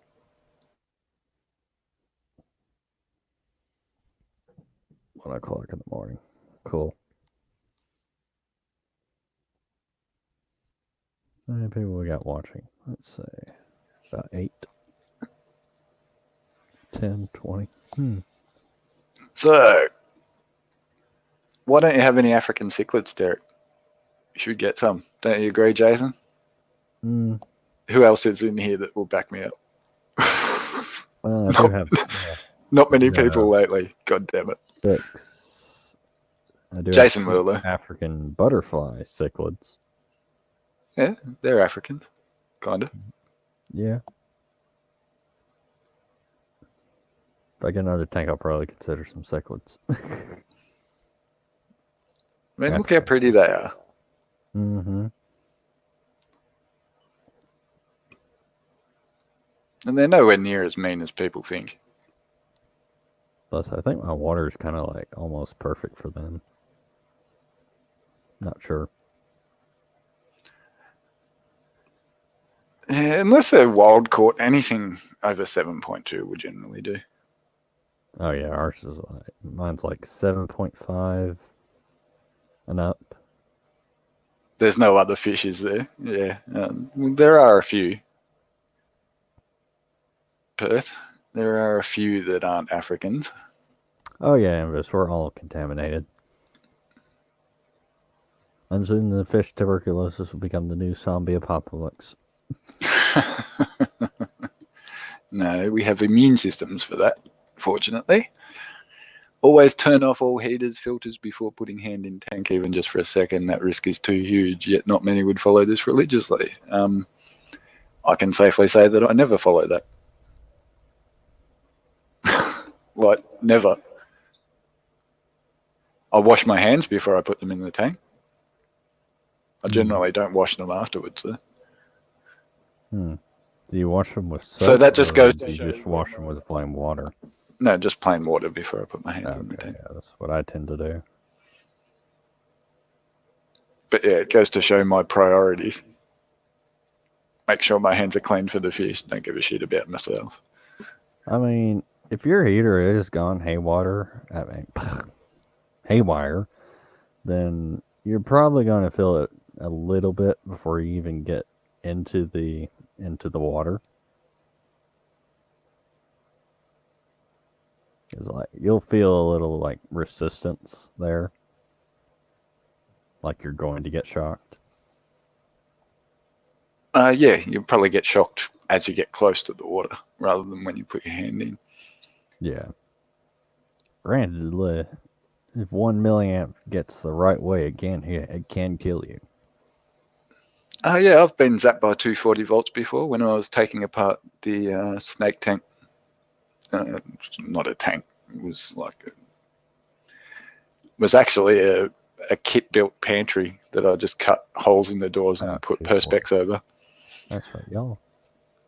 But it had a thermostat in there, and I was unwiring everything and hadn't unplugged it. Got the old 240 volts. Certainly didn't kill me. It gave me a nice shock, though. Yeah. It can give you a shock or it can kill you. Maybe I like the tingly feeling and the burnt metal flavour. Yeah, well, maybe. Maybe. I can tell you as someone who has been shocked, you wouldn't like it. Oh, yeah, I've been shocked before. It's not fun.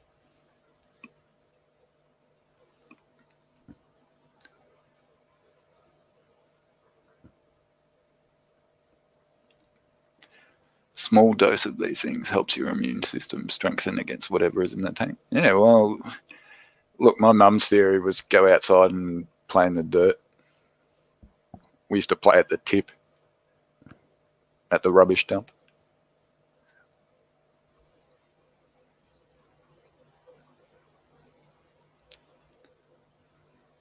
Saratoga.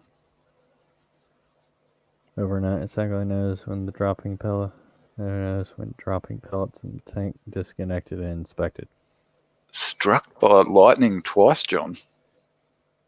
Jeez. Look at Ambest. Dropped a light into a tank I was working on in the store once. Felt great, I promise. Yeah.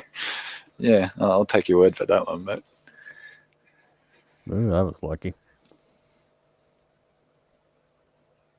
Fortunately, a lot of the LED ones now have a transformer, so the voltage is actually really low that they run off. Yeah. I think it's the amps that kill you, though, isn't it? Yeah, the From more memory. current there is, the more. I think it's amps rather than volts that kills you. Yeah, it's amps. It's more current there is, the more voltage there is. So yeah, I wouldn't be terrified of an LED aquarium light voltage falling is into an the aquarium. Current force. Just the current and the voltage work together to make each other move.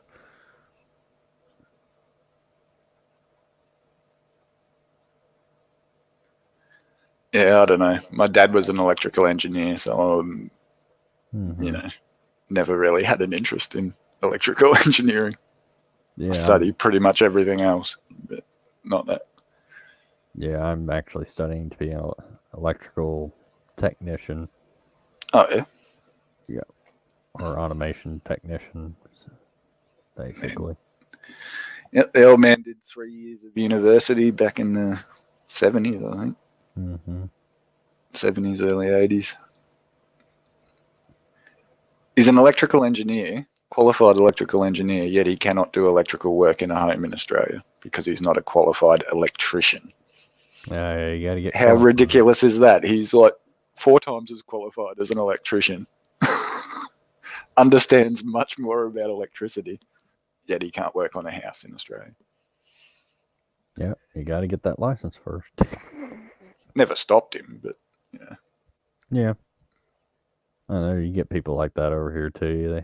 They call them shade tree mechanics or shade tree electricians. what, people with no technical People who just work qualifications? on electrical stuff without the proper Yeah. licensing by the state and all Oh, that. to be honest, I did that with my own stuff as well. Like Oh yeah. that snake tank that I was talking about, that I zapped myself with. Mm-hmm. I mean, technically, I wasn't supposed to do that, but I built it as well. So, Actually, like in the most HVAC units, like the voltage is mostly 24 volts at a very pretty low current, so it won't actually kill you. I mean, it'll give you a good shock, but it won't kill you. At least that's going from the thermostat to the actual machine.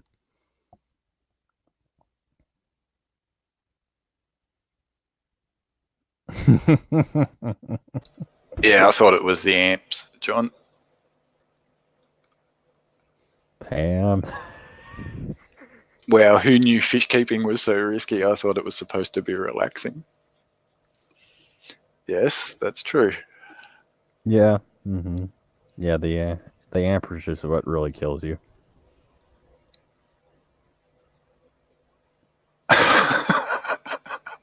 Looks like you've seen Pam's comment. Yeah, I was seeing Pam's comment. I was seeing Bob's comments. I'm reading them all. In a I thought previous they were pretty funny. Pam, a guy with the name Prison, something asked a couple questions. I started typing, Pam, would you consider a relationship with someone that are in cards?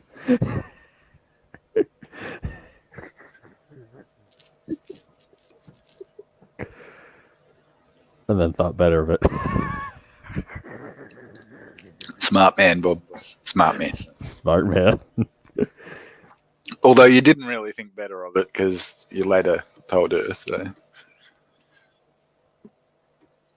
that's why old school Sparkies keep one hand in their pocket when they poke about. Any shocks don't cross the heart to earth. Oh, there you go. Yeah, I've heard of that. I saw a girl get hit by lightning once. It actually killed her. It was pretty bad. I think it was the second person I ever saw die. But yeah, waiting for a bus at school. The bus stop was on a hill. Bam. Done. Oh God, that's not good. Yeah. She got electrocuted. Lol Bob only if he was in for life. Yeah, good plan.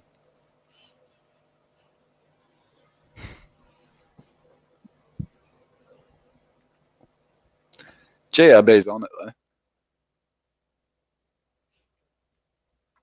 Get your tank cranking as an ecosystem and you don't have to really do much. Yeah. Do a couple of water changes every now and again.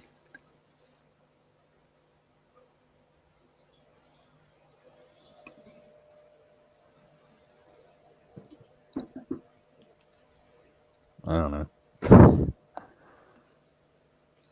I'm actually constantly amazed by the... My internet works better on my phone than it does actually on my desktop, which is weird to me. That is weird.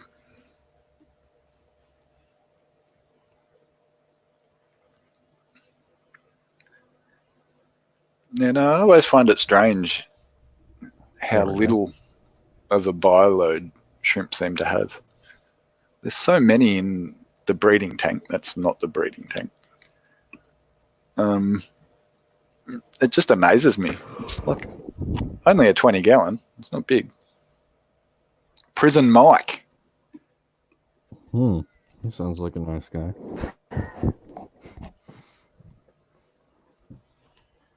Maybe not somebody you want to meet in the alleyway. I don't know. Prison Mike might be in for something completely non-violent. He might be a white-collar criminal. That's the one you want, Pam, the white-collar criminal that's in for life.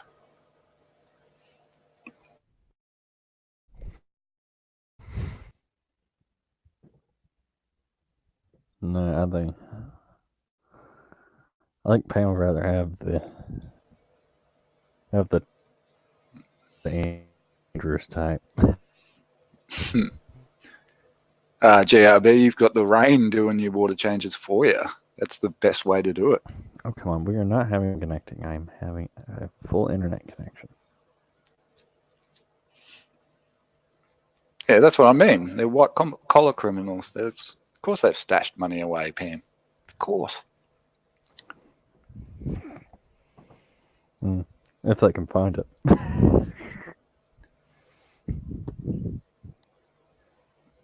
It's funny you should say that about, water and rain and water changes and stuff. GRB, I had a mate who had a tank full of white clouds and he thought he'd broken it down completely. And he just stuck it outside. I can't remember what plants he had in there, but there were definitely a lot of plants in there. And he didn't take them all out. And what he ended up with was an outdoor aquarium full of white clouds. It was pretty impressive. That's cool. Just throw it out and nature takes care of the rest. Yeah, he never touches it, ever.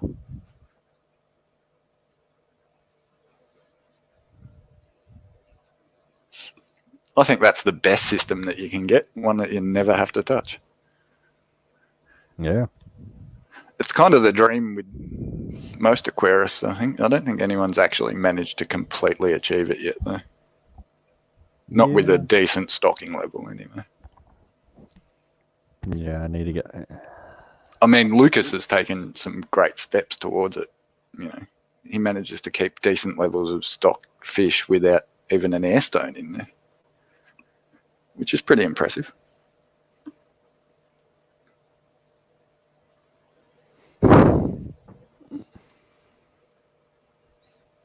I think Buddy's getting a new stepdad. No. Okay, Buddy. Now it's time to meet your new daddy, Prison Mike. I don't know how thrilled Buddy will be about this situation. He might Although be I guess able to they have some probably cookies. would they? Because you have to be in jail for life. But Don't think they let you take dogs into prison. if he has some cookies on him.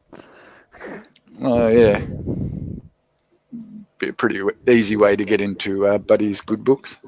Yep. Pocket full of cookies. Buddy's probably barking now that we've said that. Where's my cookie?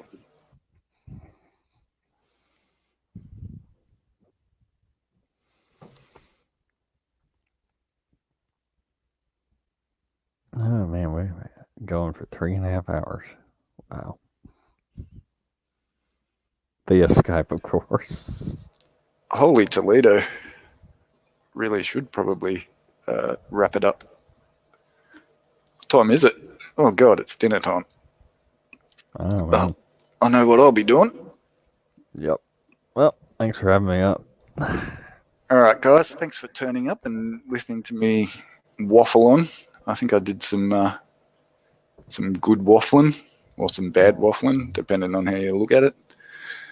Nah, it was great. But hopefully, Dr. Black will be able to stream next week. I would hope with some music. Hey, Blacky. Oh, Pam. Hell, What I you like a writing man's now? Pocket full of. Man with a pocket full of cookies. Oh, Pam. All right. You have a Good great night. night too, No Pam. I problem. will see you for your stream tomorrow, assuming that you actually do it this week. We'll be there. And I guess I'll see most of you guys. Yeah, time to go and suck Yep. on some hoses. Chase, you're dead right, mate. See you later, everybody. I'm signing out. All right, guys. See ya.